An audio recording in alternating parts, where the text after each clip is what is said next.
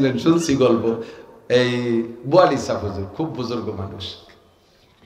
তো বোয়ালি শাহ হুজুর চট্টগ্রাম পাহাড়ি এলাকা, তো পাহাড়ের ভিতরে শিয়াল ডাকে। তো বোয়ালি শাহ হুজুর কয়, এই শিয়াল ডাকে কা শীতের সময় প্রচন্ড শীত। তো ছাত্র ফাজিল কিছু থাকে না, ওরা কয় হুজুর শীতের জ্বালায় ওগো তো খেতা কম্বল নাই, সেই জন্যই ডাকতেছে। হুজুর এই একটা মাইটে কলসের মধ্যে টাকা হতো, কাঁচা টাকা।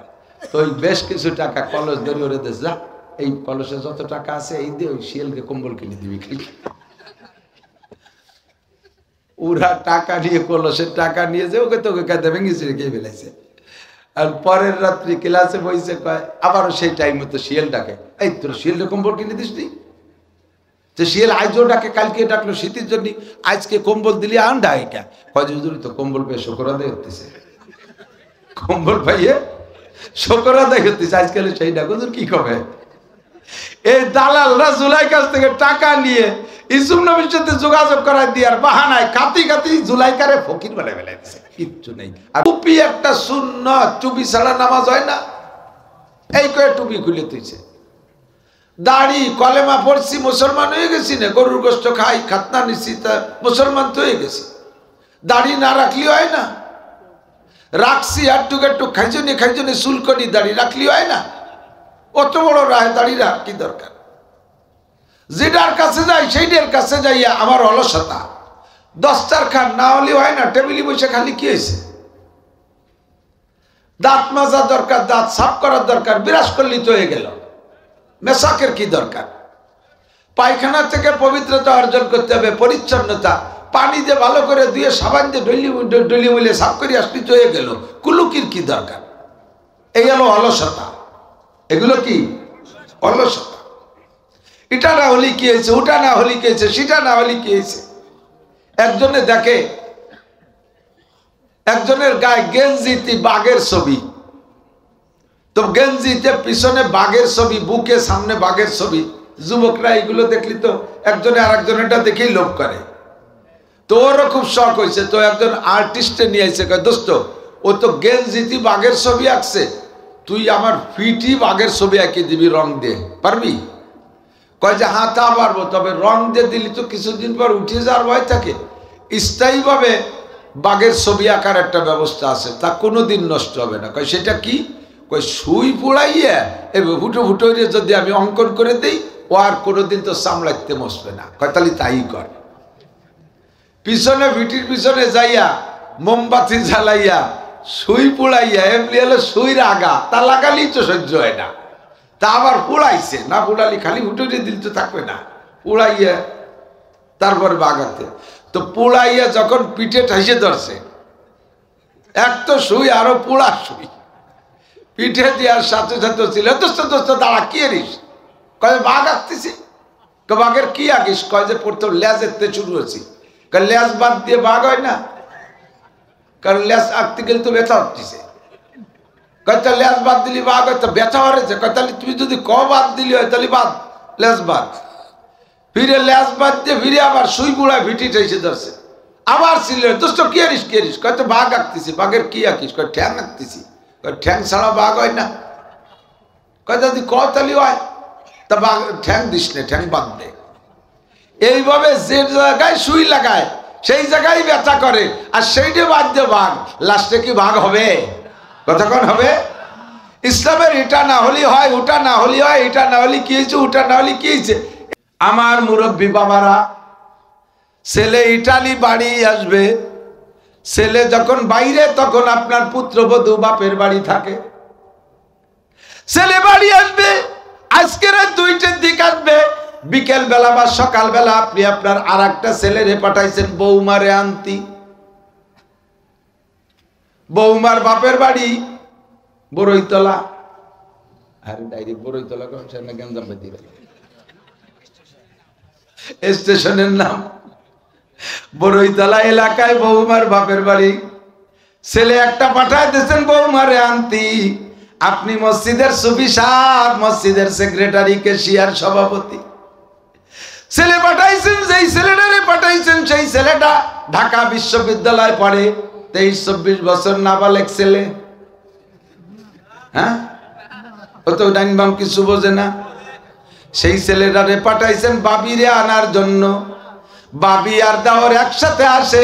এই বাবিটা আবু বকরের মতো না, কি বলে আয়েশার মতো না, আর আপনার ছেলেটা আবু বকরের মতো না। অ্যাক্সিডেন্ট হওয়ার সম্ভাবনা আছে না নাই?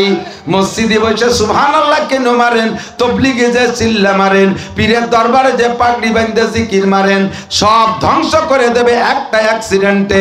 সব ধ্বংস করে দেবে একটা অ্যাক্সিডেন্টে। লা ইয়াকলুয়ান্না রাজুলুন বিইমরাতিন ইল্লা কানা সালিসুহুমা শাইতান। কখনো মা ও সন্তানকে নিয়ে নির্জন হবেন না। সন্তান যদি আডাট সাবালেগ হয়।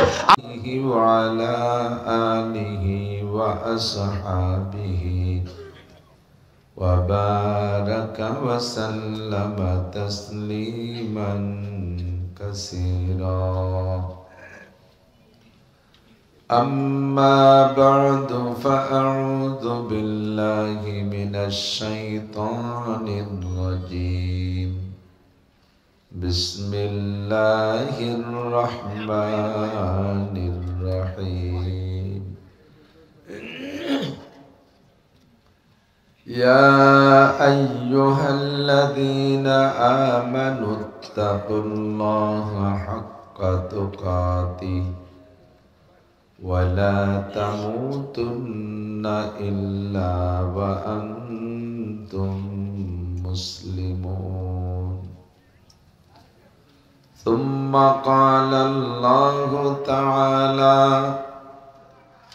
يا أيها الذين آمنوا ادخلوا في السلم كافة ولا تتبعوا خطوات الشيطان إنه لكم عدو مبين. وقال تعالى: أفتؤمنون ببعض الكتاب وتكفرون ببعض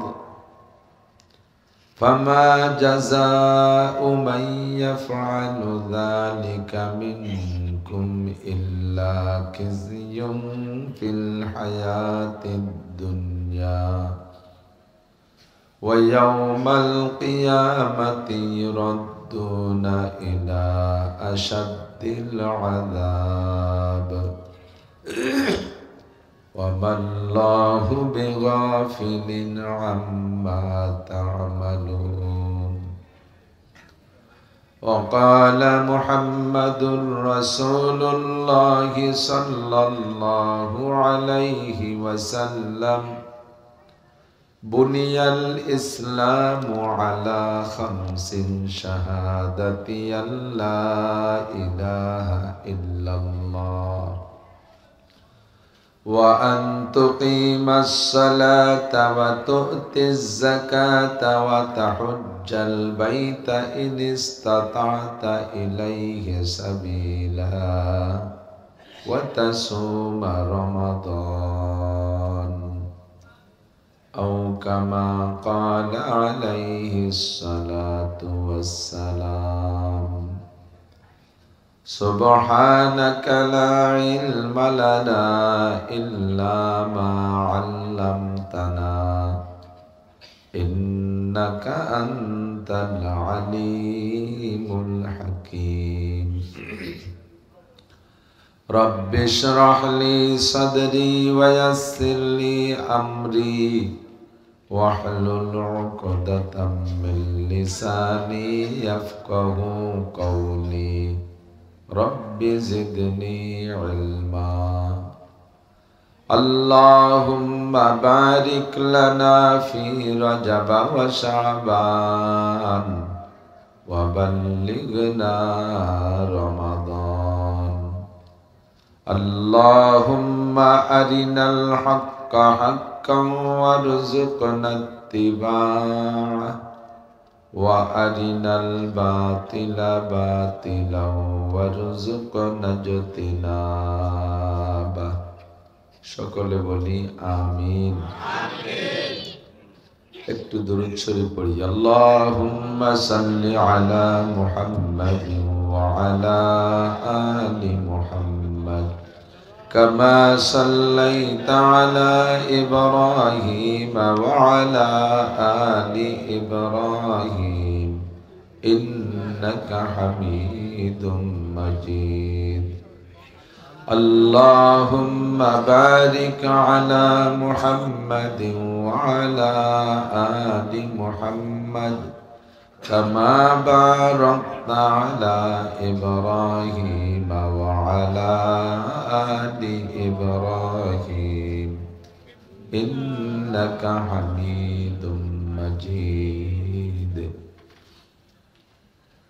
আলম দাস্তার উত্তরপাড়া যুব সমাজের উদ্যোগে আয়োজিত 2 দিন ব্যাপী বার্ষিক তাফসীরুল কোরআন মাহফিলের দ্বিতীয় দিন প্রথম দিন 23 তারিখ না প্রথম দিনের সম্মানিত সভাপতি মাহফিল উপলক্ষে দাওয়াতি উলামায়ে কিরাম এই অঞ্চলের অনেক অনেক উলামায়ে কিরাম আইম্মায়ে মাসাজিদ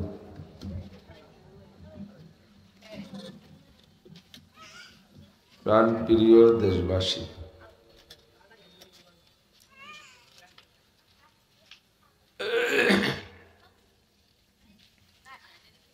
পর্দার আড়ালে বসে থাকা মা ও বোনেরা অত্যন্ত দামি মাসের শেষ প্রান্তে চলে আসছি শাবান মাসের শেষের দিকে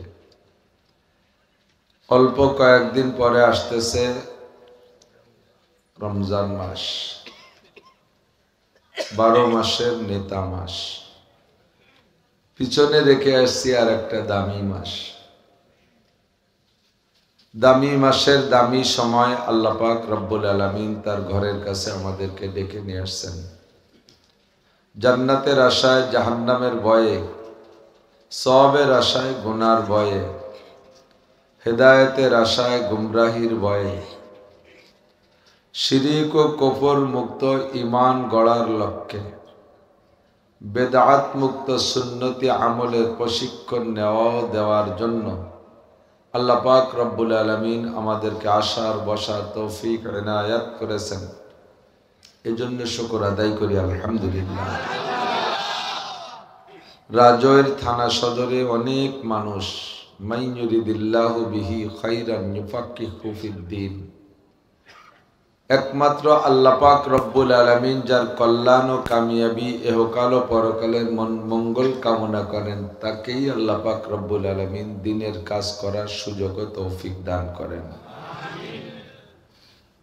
এজন্য আমরা শুকর আদায় করতে পারি যে আশা করি আল্লাহ পাক আমাদের কল্যাণ কামনা করি আমাদেরকে ডেকে নিয়ে আসছেন হযরতে উলামায়ে কেরাম যার যার কায়দায় যার যার ইলম ও সমঝ মতে বুঝ মতে মাহফিলে আলোচনা করে हर गुलेरा रंग बुए देगा रास प्रत्येक फुलेर रंग ও গ্রান আলাদা प्रत्येक বক্তার যার যার আলোচনা আমি ছোট মানুষ আমার ইলম কালাম কম জাদু অক্ষর জানি নিজের আমলের ত্রুটি খুব বেশি এজন্য বলতে খুব ভয় পাই অত্যন্ত সুন্দর মাইক পরিবেশ বড় সুন্দর কমিটির নিয়ন্ত্রণ সুন্দর আমাদের আদর আপ্যায়ন করেছে আলহামদুলিল্লাহ অনেক সুন্দর সব কিছু সুন্দর পাইয়া ঝাড়িয়ে বয়ান করে দিলাম এই বয়ানের পর আমার নিজের আমল না থাকলে আমার বিপদ আছে সামনে গত মাসে 26 রজব দিবাগত রাত হুজুর আলাইহিস সালাতু ওয়াস সালাম মেরাজে গিয়েছিলেন তো হুজুর মেরাজ থেকে এসে যে বিবরণ দিলেন জান্নাতের কথা যখন বললেন তখন সাহাবায়ে কিরামের মনে হচ্ছিল যে জগতে আর কেউ জাহান্নামে যাবে না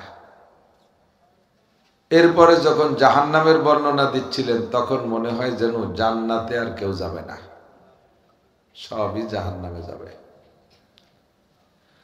হুজুর সর্বপ্রথম জাহান্নাম দেখতে গিয়ে ঢুকে গিয়ে যা দেখলেন সেই কথাটা পড়েই আমি আতঙ্কিত মিশকাত শরীফের মধ্যে হাদিস আসছে হুজুর বলেন মারারতু লাইলাতা উসরিয়া বি বিকওমিন তুকরাজু শাফাহুহুম বিমাকারিজা মিনান নার জাহান্নামে ঢুকেই দেখি একেবারে প্রথম কাতারে এক শ্রেণীর মানুষকে আযাব দেয়া হচ্ছে, অপমানজনক শাস্তি।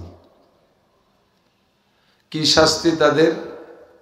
গায়ে তাদের আগুন নাই, সাপেও তাদের কামড়াচ্ছে না, ফেরেশতারা গুর্জ দিয়েও তাদেরকে পিটাচ্ছে না।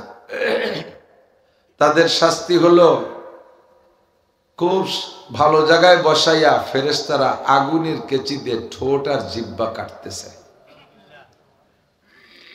একবার কাটে শেষ করতেছে, আবার জোড়া লাগতেছে, আবার কাটতেছে, আবার জোড়া লাগতেছে, এতেই চিল্লাচ্ছে।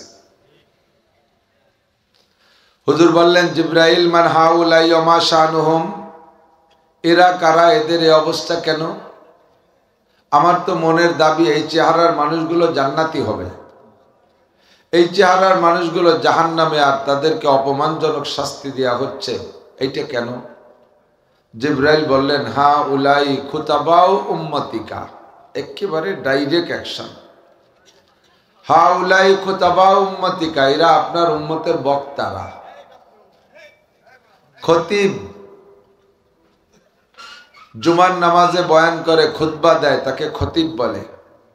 আরবিতে খতিব মানে বক্তা, খুতাবা তার বহু বচন। হাউলাই খুতাবা উম্মতিকা, এরা দোষ কি? ইয়াকুলুনা মা লা ইয়াফআলুন, নিজেরা যা না করতো তাই বয়ান করতো, আর যা বয়ান করতো তা আমল করতো না। ওয়াজ করা সহজ, বয়ান করা সহজ। মাঝে মাঝে আমাদের সাথে, আমার ত্রুটি তো আমি নিজেই দেখি, আমি স্বীকারই করি। মাঝে মাঝে রাজনৈতিক নেতারাও স্টেজে আসে বয়ান করে, ইসলাম মানার আমল করার বয়ান করে, অথচ সর্বপ্রথম তার নিজের মুখে দাড়ি নেই, নিজেও নিয়মিত নামাজ পড়ে না, বউ বাচ্চা পর্দা করায় না, কিন্তু স্টেজে আসলে মাইক পাইলে জনগণের সামনে ধর্মীয় অনুষ্ঠান, কিছু ধর্মীয় কথা বলা লাগবে তাই বলে। আমি কোরআন হাদিস জানি, জানা অনুযায়ী যে আমল না করি, সুন্নতের বয়ান করি, সুন্নতের আমল করি না। হারাম ছাড়তে বলি, নিজে হারাম ছাড়ি না। হালাল ধরতে বলি, নিজে হালাল হারামের তোয়াক্কা করি না। পর্দার বয়ান করি, অথচ আমি যুবতী মেয়েদেরকে ক্লাসে সামনে বসায় বসায় পড়াই। মক্তবে আমি পড়াই, মহল্লার যুবতী মেয়েরা আমার সামনে পড়ে। মসজিদের ইমাম সাহেব, আমি মহল্লায় ঘুরে ঘুরে ভাবিদের সাথে একসাথে সাক্ষাৎ করি, তাদের হাতের চা খাই, চুলোর বিটি বসে ভিটিয়ে খাই। এ দোষ আমার আছে, আমি অন্য কোনো ইমামের দোষ দিচ্ছি না। আমি যদি করি তাহলে এই করি আর কি, অবশ্য আমি ইমামতি করি না।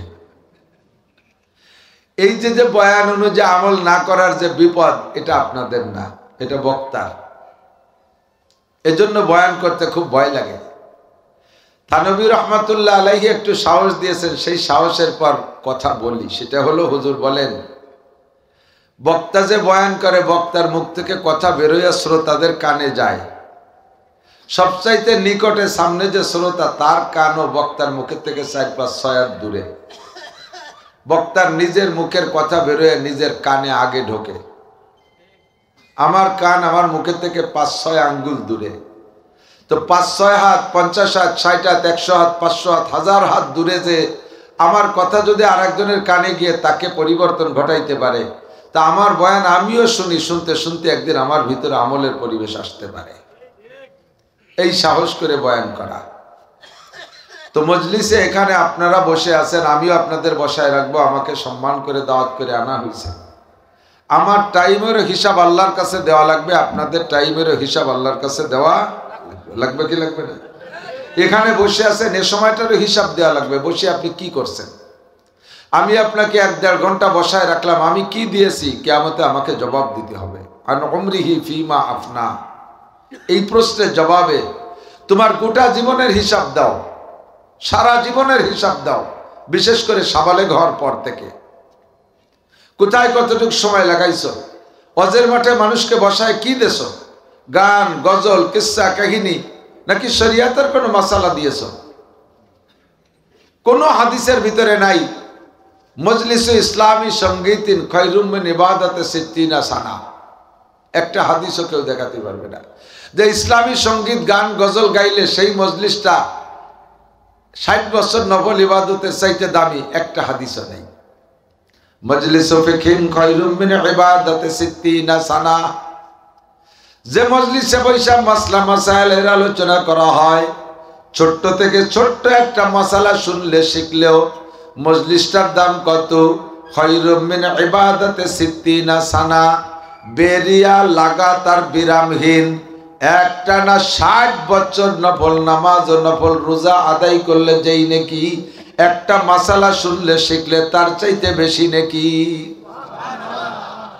আপনারা কি শোনার জন্য কান রেডি রাখছেন?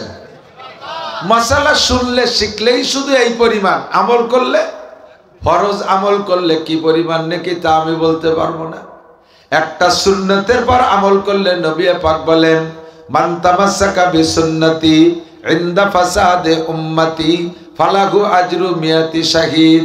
যে সময় মুসলমানদের নিজেদের অলসতার কারণে অথবা অমুসলমানদের অপষড়যন্ত্রের শিকার হইয়া মুসলিম সমাজ থেকে সুন্নতগুলো বিলুপ্ত হতে থাকবে, আজ একটা কাল একটা, একটু একটু করতে করতে সুন্নতগুলো মিটে যাওয়ার সম্ভাবনা দেখা দিবে। এই মুহূর্তে যদি আমার কোনো উম্মত একটা সুন্নতকে জিন্দা করার উদ্দেশ্যে আমলে পরিণত করে, আমল করে একটা সুন্নতের উপরে, আল্লাহর নবী বলেন, আমার সাথে যারা উহুদের ময়দানে যে 70 জন শাহাদত বরণ করেছে, বদরের যুদ্ধে গিয়ে 14 জন শাহাদত বরণ করেছে, এইরকম জলিলুল কদর শ্রেষ্ঠ শ্রেষ্ঠ শহীদের 100 শহীদের নেকি একত্রিত করলে যেই নাকি একটা সুন্নতের পর আমল করলে তার চাইতে বেশি নেকি। খালি শুনে সুবহানাল্লাহ পর্যন্ত শেষ না, সুন্নতের পর আমল করার প্রস্তুত আর নিছেন? প্রস্তুতি নেওয়া যাবে? সুন্নতগুলো কিভাবে মিটে যায়? আমাদের অলসতার কারণে মিটে যায়। কথা বলে কি অলসতা? টুপি একটা সুন্নত, টুপি ছাড়া নামাজ হয় না, এই করে টুপি খুলে তুইছে। দাড়ি, কলেমা পড়ছি, মুসলমান হয়ে গেছি না, গরুর গোশত খাই, খাতনা নিছি, তা মুসলমান তো হয়ে গেছি। দাড়ি না রাখলি হয় না, রাখছি আর টুক খাইজনে চুল করি, দাড়ি রাখলি হয় না। অত বড় রায় দাড়ি রাখ কি দরকার? যেটার কাছে যাই সেইটার কাছে যাইয়া আমার অলসতা। দস্তার খান না হলে হয় না, টেবিলে বসে খালি কি হয়েছে? দাঁত মাজা দরকার, দাঁত সাফ করার দরকার, বিরাজ করলি তো হয়ে গেল। মেশাকের কি দরকার? পায়খানা থেকে পবিত্রতা অর্জন করতে হবে, পরিচ্ছন্নতা। পানি দিয়ে ভালো করে ধুয়ে সাবান দিয়ে ডলি মিলে সাফ করে আসলি তো হয়ে গেল। কুলুকির কি দরকার? এই হলো অলসতা। এগুলো কি অলসতা? এটা না হলে কি হয়েছে, ওটা না হলে কি হয়েছে, সেটা না হলে কি হয়েছে। একজনে দেখে একজনের গায়ে গেঞ্জিতে বাঘের ছবি, তো গেঞ্জিতে পিছনে বাঘের ছবি, বুকে সামনে বাঘের ছবি। যুবকরা এগুলো দেখলি তো একজনে আর একজনেরটা দেখেই লোভ করে। তো ওরও খুব শখ হয়েছে, তো একজন আর্টিস্টে নিয়ে আসছে, দোস্ত ও তো গেঞ্জিতে বাঘের ছবি আঁকছে, তুই আমার ফিটি বাঘের ছবি আঁকিয়ে দিবি, রং দিয়ে পারবি? কয় যে হ্যাঁ তা পারবো, তবে রং দিয়ে দিলি তো কিছুদিন পর উঠে যাওয়ার ভয় থাকে। স্থায়ীভাবে বাঘের ছবি আঁকার একটা ব্যবস্থা আছে, তা কোনোদিন নষ্ট হবে না। কয় সেটা কি? কই সুই পোড়াইয়া এবার ফুটো ফুটো যদি আমি অঙ্কন করে দিই, ও আর কোনোদিন তো সামলাইতে বসবে না। কয় তাহলে তাই কর। পিছনে ভিটির পিছনে যাইয়া মোমবাতি জ্বালাইয়া সুই পোড়াইয়া, এমনি হলো সুইর আগা, তা লাগালেই তো সহ্য হয় না, তা আবার পোড়াইছে না, পোড়ালি খালি ফুটো দিল তো থাকবে না, পোড়াইয়া তারপরে বাগাতে। তো পোড়াইয়া যখন পিঠে ঠাইসে ধরছে, এক তো সুই আরো পোড়া সুই পিঠে দেওয়ার সাথে সাথে ছিল, দোস্ত দোস্ত দাঁড়া কি এরিস? কয় বাঘ আঁকতেছি। বাঘের কি আঁকিস? কয় যে প্রথম লেজ এতে শুরু হয়েছি। লেজ বাদ দিয়ে বাঘ হয় না, কারণ লেজ আঁকতে গেলে তো ব্যথা হচ্ছে। কয়টা লেজ বাদ দিলি বাঘ হয়তো ব্যথা হয়েছে। কয় তাহলে তুমি যদি ক বাদ দিলি হয় তাহলে বাদ, লেজ বাদ। ফিরে লেজ বাদ দিয়ে ফিরে আবার সুই বুড়ায় ভিটি ঠেসে ধরছে, আবার ছিল দোস্ত কি আরিস কি আরিস? কয়তো বাঘ আঁকতেছি। বাঘের কি আঁকিস? কয় ঠ্যাং আঁকতেছি। ঠ্যাং ছাড়া বাঘ হয় না। কয় যদি কতালি হয় তা বাঘ ঠ্যাং দিস না, ঠ্যাং বাদ দে। এইভাবে যে জায়গায় সুই লাগায় সেই জায়গায় ব্যথা করে, আর সেইটা বাদ দিয়ে বাঘ, লাস্টে কি বাঘ হবে? কতক্ষণ হবে? ইসলামের এটা না হলে হয়, ওটা না হলে হয়, এটা না হলে কি হয়েছে, ওটা না হলে কি হয়েছে, এই করতে করতে লাস্টে ইসলামই থাকবে না, ঠিক না? ইসলাম তো হাতে গোনা 3-4টে জিনিসের নাম না। অমুসলমানদের ইবাদত 12 মাসে 13 পূজা। সকালবেলা ঘুমেতে উঠে মহিলারা গোবরের ভিতরে, গরুর ছানার ভিতরে গোবর চটকাইয়া সারা বাড়ি ভরে ছিটাই দিলি, বাড়িটা পাক হয়ে গেল। কে ইবাদত চিন্তা করতে পারে? সাতক্ষীরে গেছিলাম এক মাহফিলে, ওই সাতক্ষীরে অঞ্চলে অনেক নবমুসলিম। তো এক নবমুসলিম বলতেছে, ভাই আমার ইসলাম গ্রহণ করার কারণ সবচেয়ে বেশি যেটা হিট করছে তা হলো 2টা। একটা হলো আমি বাপের প্রথম সন্তান, আমার বাবা মারা গেলে বাবার মুখে আগুন দিতে হবে আমার হাত দিয়ে বলে। আমি ছোটবেলায় বাপের প্রথম সন্তান, বাবা আমারে কতটা খাওয়াইছে, বাবা আমারে কত যত্ন করছে, বাবা হাঁটে গেছে আমারে কাঁধে করে এনেছে, কোথাও কোনো ভালো খাবার পেলে পকেটে করে বাবা আমার এনে খাওয়াইছে। বাবার পাতে মা বড় মাছটা দিলি, সেই মাছের অংশ আমারে না খায়, বাবা খাইনি। সেই বাবা মারা গেল, আর তার মুখে আগুন দিতে হবে আমার। এইটা আমাকে খুব আহত করছে। এরপরেই দেখি আমার এক বন্ধু, কলেজের বন্ধু, তার বাবা মারা গেছে মুসলমান, তাহলে যে কত যত্ন করে মুসলমানরা গোসল করাইয়া, গোসলটা করায় মশারির ভিতরে নিয়ে যাতে কেউ না দেখে, যত্ন সহকারে গোসল করাইয়া, ফকফুকে সাদা কাপড়ে কাফন পরাইয়া, আতর গোলাপ কর্পূর দিয়া কি সুন্দর কাতার বন্দী হয়ে জানাজার নামাজ পড়ে যত্ন সহকারে দোয়া পড়তে পড়তে কবরে রাখলো। সেই থেকে আমারও শখ, আমি আমার বাবার মুখে আগুন দিয়েছি, আমার সন্তানও তো আমাকে এমন করে আগুন দেবে। আমি দুনিয়ার থেকে আগুনে পুড়তে পুড়তে যাইতে পারবো না, আমি কবরে যাব সম্মানের সাথে, আর ওই সম্মানের সাথে মালিকের সামনে উঠতে হবে। আমি সেই থেকে সিদ্ধান্ত নিয়েছি আমি ইসলাম গ্রহণ করব। 2 নম্বর, লাস্টে বাড়ি থেকে বেরোলাম যেই কারণে, সেটা হলো দোতলা বিল্ডিং আমাদের বাড়ি, বাড়ির দোতলায় আমি শুই উপর তলায়।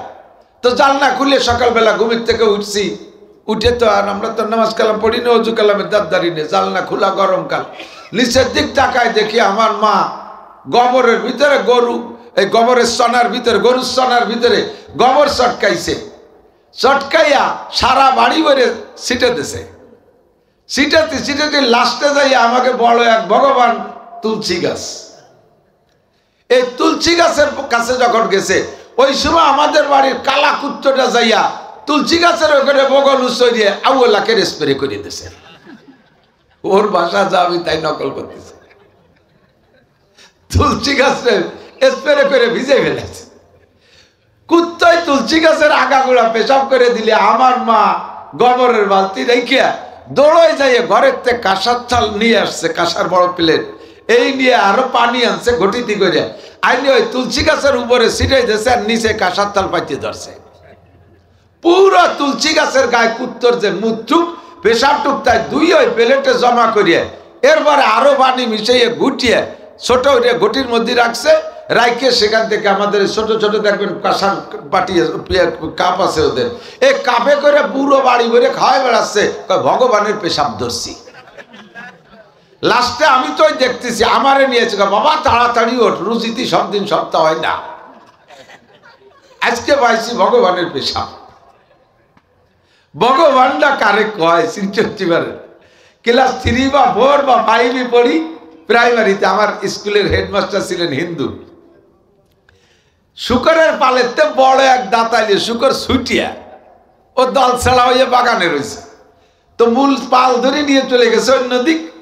কয়েকদিন পরে ওই ছুটোটা বেরোইছে, বেরোইয়া এ বাড়ি ও বাড়ি যাচ্ছে, আর মুসলমান হিন্দু এক সাইডে তারে তাড়া করতেছে, পিটাইতে পিটাইতে লাস্টে নিয়ে এক বাগানের মধ্যে পিটাইয়া মাইরি আমরা হিন্দুকে কাছে দিছি।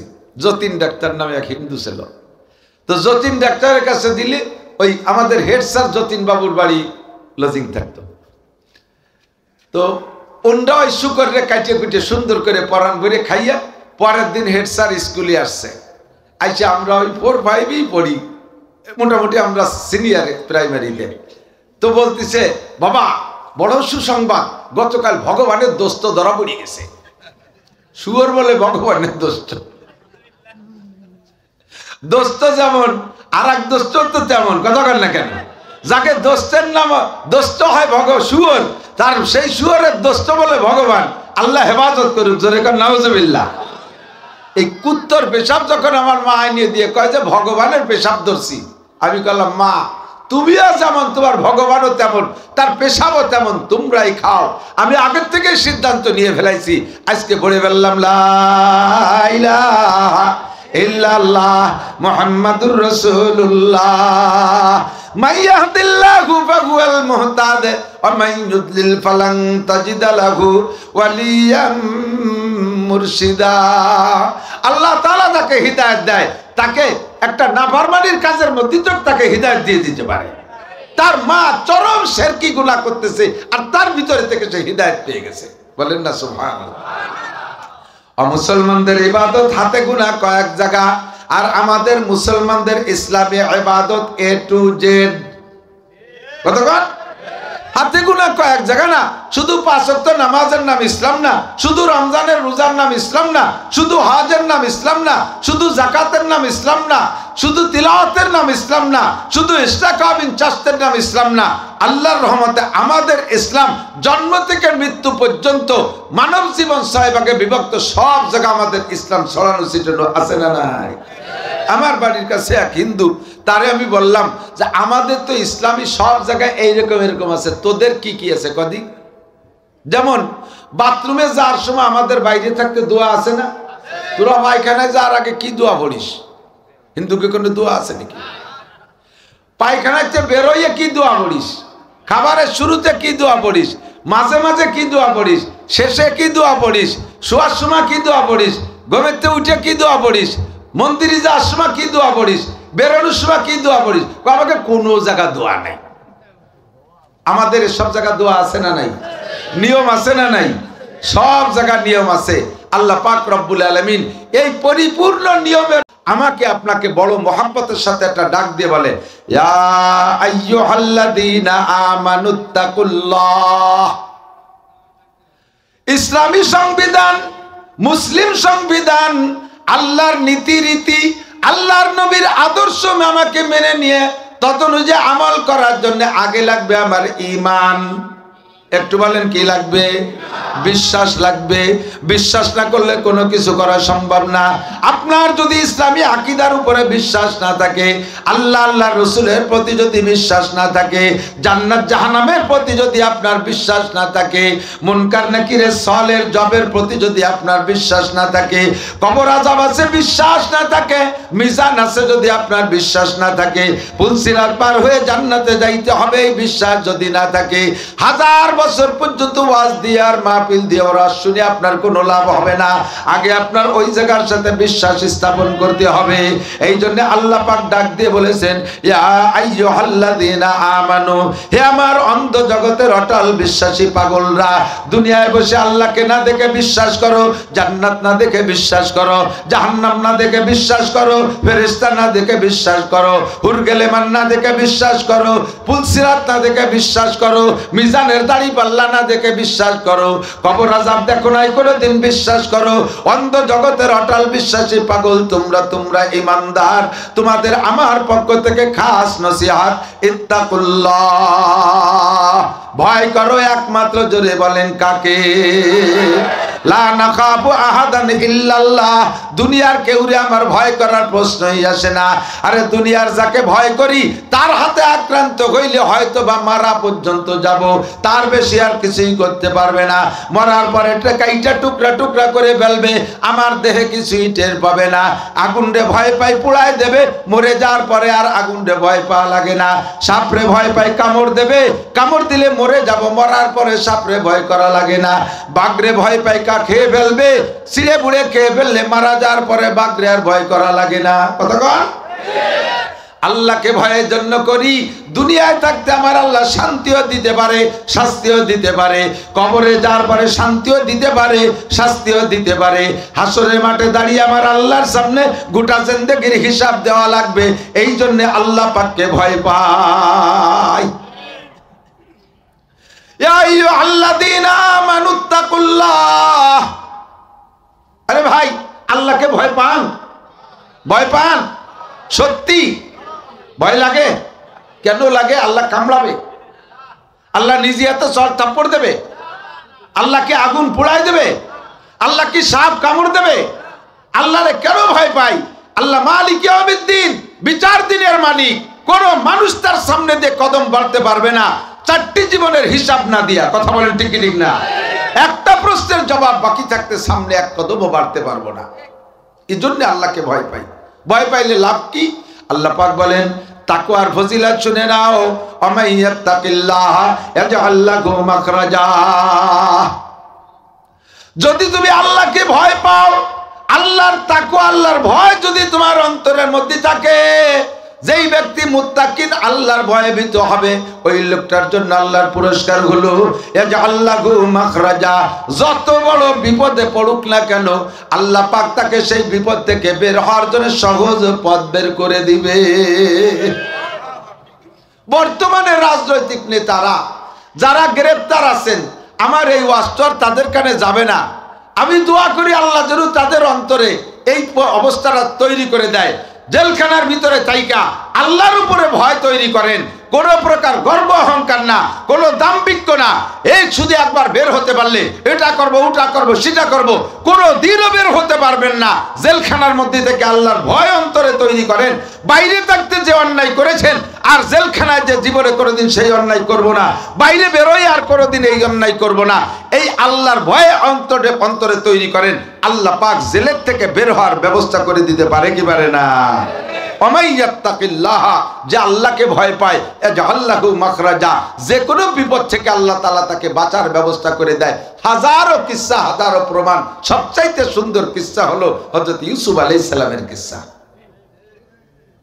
টলমলে যুবক, এমন সুন্দর, আল্লাহু আকবার। তাফসীরে জালালাইনি লেখে আল্লাহ পাক রব্বুল আলামিন তাকে 17 সূরা, গোটা মানব জাতির জন্য যে রূপ আল্লাহ বরাদ্দ করেছেন। মানব জাতির একটা রূপ আছে, মানুষের একটা রূপ আছে না, বাঘের একটা রূপ আছে না, বিভিন্ন প্রাণীর আলাদা রূপ আছে। তো মানব জাতির জন্য যে রূপ আল্লাহ বরাদ্দ করেছে, তার সম্পূর্ণ রূপের অর্ধেক, কোটি কোটি মানুষ, আদম থেকে কিয়ামত পর্যন্ত যত মানুষ আসছে আর আসবে, সমস্ত মানুষের জন্য যে চেহারা আল্লাহ বাজেট করছে, তার অর্ধেক একা ইউসুফ আলাইহিস সালাম দিয়েছে। কিরকম চেহারা তা তো দেখতেও পারলাম না, বুঝতে পারতেছি না। পুরো চেহারার অর্ধেক ইউসুফ আলাইহিস সালাম একা দিয়েছে। আর যে অর্ধেক আছে না, এই অর্ধেকের অর্ধেক, টোটালের 4 ভাগের 1 ভাগ ইউসুফ আলাইহিস সালামের দাদি দিয়েছে। ওনার দাদি ওই বিশ্ব সুন্দরী। 100% রূপের 75%, 75% পেয়ে গেছে 2 দাদি নাতি। আর যে সাইডে না, তাই আমাকে সবার মধ্যে ভাগ হয়েছে। ওই প্রিয়াঙ্কা চোপড়া আরো যারা যারা আছে, যারা ভাগ পাইছে বিশ্ব সুন্দরী, সবাই মিলে ওই সাইডে নাচছে, ভাগে পাইছে। তাহলে কি পাইছি কোন দিদি? এর জ্বালায় একজন আর একজনের পরে মহাব্বতে প্রেমে পড়িয়া টাওয়ারের থেকে লাফতে পড়ে শহীদ হয়ে যাচ্ছে, শহীদ হয়ে যাচ্ছে, বাসের তলে পড়ে শহীদ হয়ে যাচ্ছে, কচু গাছের সাথে গলায় দড়ি নিয়ে বেরিয়ে শহীদ হয়ে যাচ্ছে এই সাইরিয়ানার ভাগে। তাহলে বোঝেন ইউসুফ আলাইহিস সালাম কেমন সুদর্শন ছিলেন। অভিযোগ করা যাবে না জুলাইখার উপরে। এই মানুষটার উপরে সব মানুষ আসে। ছোট যখন নাবালেগ থাকতে শিশুকালে মা মারা গেছে, 2 ভাই, আপন 2 ভাই, ইউসুফ আর বিনিয়ামিন। বনিয়ামিন না, একটু উচ্চারণ শেখেন, বিনিয়ামিন শব্দটা কি বলতো? বিনিয়ামিন। আর বনিয়ামিন কেউ নাম রাখলে বনিয়ামিন বললাম, বিনিয়ামিন। বিনিয়ামিন 2 ভাই, আর ওনার সৎ ভাই 10 জন, মোট 12 ভাই।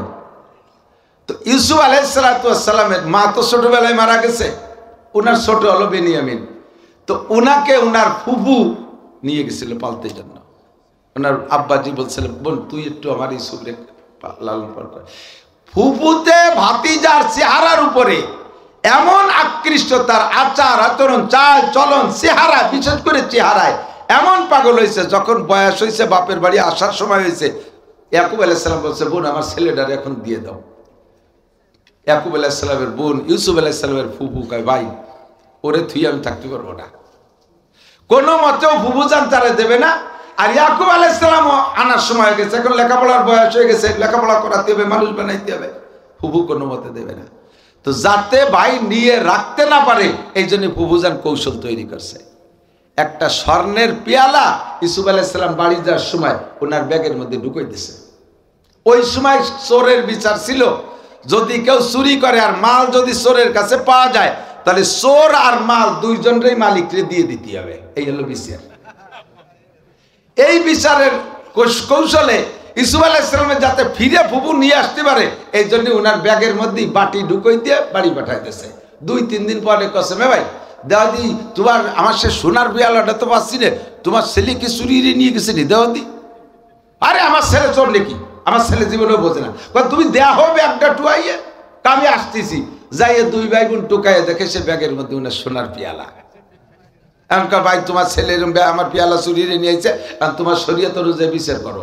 বিচার তো সেই ছেলেরে দিয়ে দিতে হবে। এই কৌশল করে ফিরে আবার ওই বাড়ি দিয়ে কয়েকদিন পর আবার নিয়ে আসছে। 1 নম্বর ফুফুর ভালোবাসা। এরপর আব্বাজি ভালোবাসা শুরু করলেন। ভালোবাসার তো শেষ নাই। ভাইরা এটা সহ্য করতে না পারে কিচ্ছা যা করছে তা করছে, কূপের মধ্যে ফেলাইছে। সেখান থেকে উঠাই নিয়ে প্রতিক্রিয়া নিয়ে মিশরে বিক্রি করছে। আজিজে মেসের মিশরের বাচ্চা কিনছে। কেনার পরে ছেলে হিসেবে লালন পালন, ধীরে ধীরে যখন বড় হয়েছে সময় মতো ইউসুফের পর জুলাইখা আশেক হয়ে গেছে। এমন চেহারার উপরে জুলাইখা ছিল বিশ্ব সুন্দরী, মিশরের বাচ্চার স্ত্রী। এমনি মিশরীরা তো পৃথিবীর ভিতরে সবচেয়ে সুদর্শন, তার ভিতরে বাচ্চার স্ত্রী। বাচ্চা যখন অফিসে গেছে ইউসুফ আলাইহিস সালাম তখন টলমলের যুবক, একেবারে ভরা যৌবনের যুবক, আর যৌবনকালে চেহারা আরো ফুটছে। ভিতরে নিয়ে আগের থেকে প্ল্যান করছে। এখন তো ধরেন এখন ভিতরে তো কত প্রকারের দরজা তালা তুলার ব্যবস্থা, আর আগে ছিল শুধু বাইরে দিয়ে তালা দেওয়ার ব্যবস্থা, ভিতরে খিল বা সিটকেনি ইত্যাদি দিয়ে। তো ওই সময়ও এই ব্যবস্থাই ছিল। জুলাইখা চিন্তা করছে যদি ইউসুফরে ধরে আনি, সে যে চরিত্রের ছেলে, আমি যে প্ল্যানে তারে আটকাচ্ছি সে কোনো মতে আমার কথা মানবে না। কাজেই তাকে দিয়ে এই কাজ করাইতে হলে ভিতরে ভালো ব্যবস্থা করতে হবে। মিস্ত্রি আইনে আগে ভিতর দিয়ে কড়া লাগাইয়া 7টা দরজায় তালা দেওয়ার ব্যবস্থা তৈরি করছে। ভিতর দিয়ে 7টা দরজায় তালা দেওয়ার ব্যবস্থা করে বাচ্চা যখন অফিসে চলে গেছে, ইউসুফ আলাইহিস সালামকে ভিতরে ডাইকা নিয়া 7টা তালা দিয়া জুলাইখা খাস কামরার ভিতরে নিয়া ইউসুফ আলাইহিস সালামের সামনে গায়ের সম্পূর্ণ কাপড় খুলে ফেলাইছে।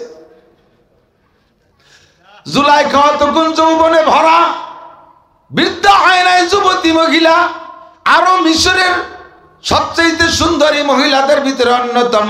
টলমলে একজন যুবকের সামনে নির্জন কক্ষে যদি মহিলা নিজের পক্ষ থেকে এমন অভিনয় করে, সেই সময় ঈমান ঠিক রাখা বড় কঠিন। ইউসুফ আলাইহিস সালাম নিজেই বললেন, ওমা উবাররিউ নাফসি ইন্নান নাফসা লাআম্মারাতুম বিসসু। আমি ওই সময় আমার নফসের উপরে, আত্মার উপরে আত্মবিশ্বাস করে পারতেছিলাম না। আমি নিজে নিজে দুর্বল হয়ে যাচ্ছিলাম। মনের ভিতরে বারবার কামড় দিচ্ছিল, হয়ে যাক একবার, পরে তওবা করে নেব। আবার আল্লাহর ভয়ে আমাকে আক্রান্ত করে, আল্লাহর ভয় আমাকে আক্রমণ করে বসে। ও আমার প্রিয় ভাই ও বন্ধুরা, পর্দার আড়ালের মা বোনেরা, সাবধান! ইউসুফ আলাইহিস সালাতু ওয়াস সালাম নবী, 2.5 থেকে 3 লক্ষ নবী রাসূলকে আল্লাহ রূহের জগতে বাছাই করে ভিন্ন ক্লাসে ক্লাস করাইয়া তাদের সব কিছুকে ওয়াশ করে চরিত্রকে শতভাগ পবিত্র মজবুত বানাইয়া তারপরে দুনিয়ায় পাঠিয়েছেন। এরপর এমন নির্জন কক্ষের সুযোগে, এমন সুবিধার সময় ইউসুফ আলাইহিস সালাম বলেন, আমি আমার নফসের উপরে, চরিত্রের উপরে আত্মবিশ্বাস হারিয়ে ফেলতে লাগছিলাম। ওমা উবাররিউ নাফসি ইন্নান নাফসা লাআম্মারাতুম বিসসুই ইল্লা মার রাহিমা রাব্বি। একমাত্র ওই মুহূর্তে আল্লাহ যাকে বাঁচায় সে ছাড়া আর কেউ বাঁচতে পারে না। এই তোরা এই মাইকানুকে এই এত রকম যতবার হাতে টান দে এত বেঁধে যায়। এই কচু দাও কে এক দাঁড়া থেকে নাইলু লঠি বেঁধে দিতেছি। মাইক্রোফোন আনবি, স্ট্যান্ড দিবি, মসজিদের সিঙ্গেল স্ট্যান্ড, একটা স্ট্যান্ড যথেষ্ট। আমাকে হিসেব করে কথা কই, কোন জায়গা কথা বলে যায়। ডান্স করতে তাহলেই রয়েছে না না, এই যে এই দুটো কেটে দিতে, একটু কাছি টাছি নিয়ে কেটে সাইনবোর্ড তো আগেই করছি। আল্লাহ খেয়াল করেন, নবী আলাইহিস সালাতু ওয়াস সালামের পরিবারের চাইতে ভালো পরিবার কি পৃথিবীতে হতে পারে? হ্যাঁ কথা কন।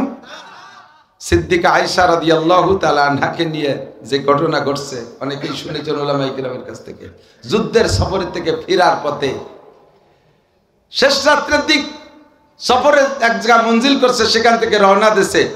হযরত আয়েশা হালকা পাতলা মানুষ ছিল, তো হুজুর হাওদাত মানে উটের পিঠে যে খাঁচাটা বানায় কুড়িয়ে ঘর, ওই কুড়িয়ে ঘর উঠে দিয়েছে, যাতে সাহাবায়ে কিরামদেরকে বলছে উঠে দাও। আয়েশা নিচে ছিলেন, বাইরে জরুরতে গেছে, সাহাবায়ে কিরাম মনে করছে এই খাঁচার মধ্যে আয়েশা আছে। আয়েশা থাকা আর না থাকা একই রকম ওই অবস্থায় উঠে দিতেছে। সব সাথীরা ওই উট সহ চলে আসে, আয়েশা পিছনে রয়ে গেছে। কত দূর আসার পরে দেখে যে আয়েশা নাই। এরপরে সাহাবা একজনকে পাঠাইছে, যাও আমার আয়েশারে খুঁজে নিয়ে এসো।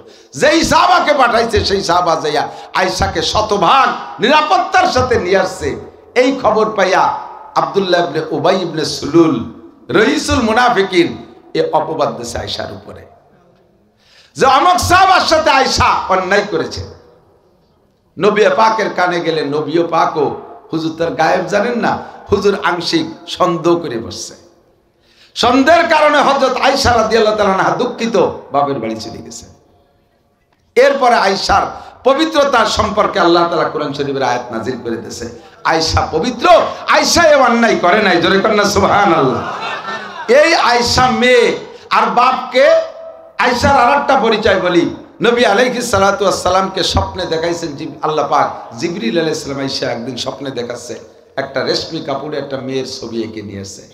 স্বপ্নে দেখা বলতে ইয়া রাসূলুল্লাহ তারিবু মান হাযিহি, হুজুর মেয়েটিকে চেনেন? হুজুর বলেন সাতাকুনু বিনতে আবি বকর আয়েশা, আয়েশার মতো মনে হয়, আমার মনে হচ্ছে যেন আয়েশার মতো। কলা সাদাকতা, ঠিকই আছে আয়েশা। পরপর 3 দিন আয়েশার ছবি দেখাইয়া তৃতীয় দিন প্রস্তাব রাখছে তুহিব্বুহা, মেয়েটারে পছন্দ হয়? হুজুর বললেন কলা নাম উহিব্বুহা ওয়া উহিব্বু আবাহা, তাকেও ভালোবাসি, তার বাপরেও ভালোবাসি, পুরো পরিবার ভালোবাসি। এই ভালোবাসার প্রস্তাব তুমি কেন দিলে জিবরাইল? কয় যে দিনের বেলা আপনার আবু বকর বলেছিল তার একটা মেয়ে আপনার স্ত্রী বানায় দিতে পারলে তার খুশি হয়, আল্লাহ পাক এই প্রস্তাব কবুল করেছে। এই আয়েশাকে আপনি দিনের বেলা সাহাবায়ে কিরামদের সামনে উপস্থিতিতে বিয়ে করে নেবেন। কেমন আয়েশা, যার বিবাহের প্রস্তাব স্বয়ং আল্লাহ তাআলা পাঠাইছে, যার পবিত্রতা সম্পর্কে কোরআনে কারিমে আয়াত নাযিল হয়ে গেছে, এই আয়েশা। আর বাপকে, বাপের নাম সিদ্দিক আকবর আবু বকর। নবী পাক গত মাসে মেরাজে গেছেন না, আর সে আজিমে যাইয়ে মাত্র উঠছে, রপরপের থেকে পাও দিয়ে নামছে আর সে আজিমে।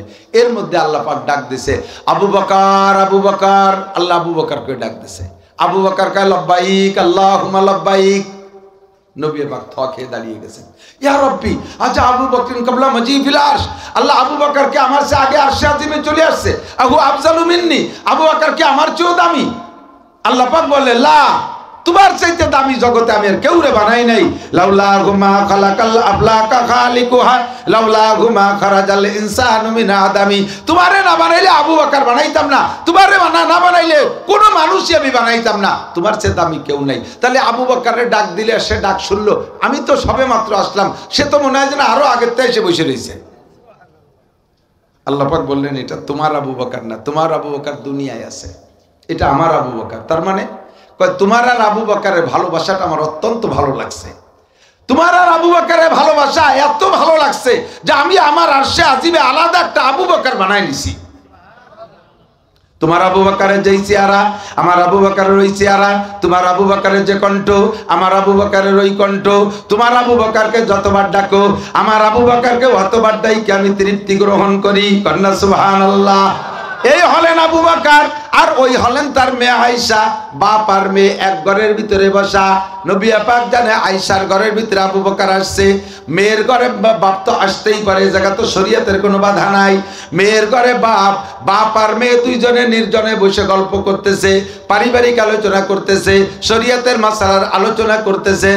নবী পাক জানে আয়েশার ঘরে আজকে আবু বকর বাপ আর বেটি দুইজন বসা, কথা শোনা যাচ্ছে বাইরের থেকে, কখনো আবু বকরের কণ্ঠ, কখনো আয়েশার কণ্ঠ।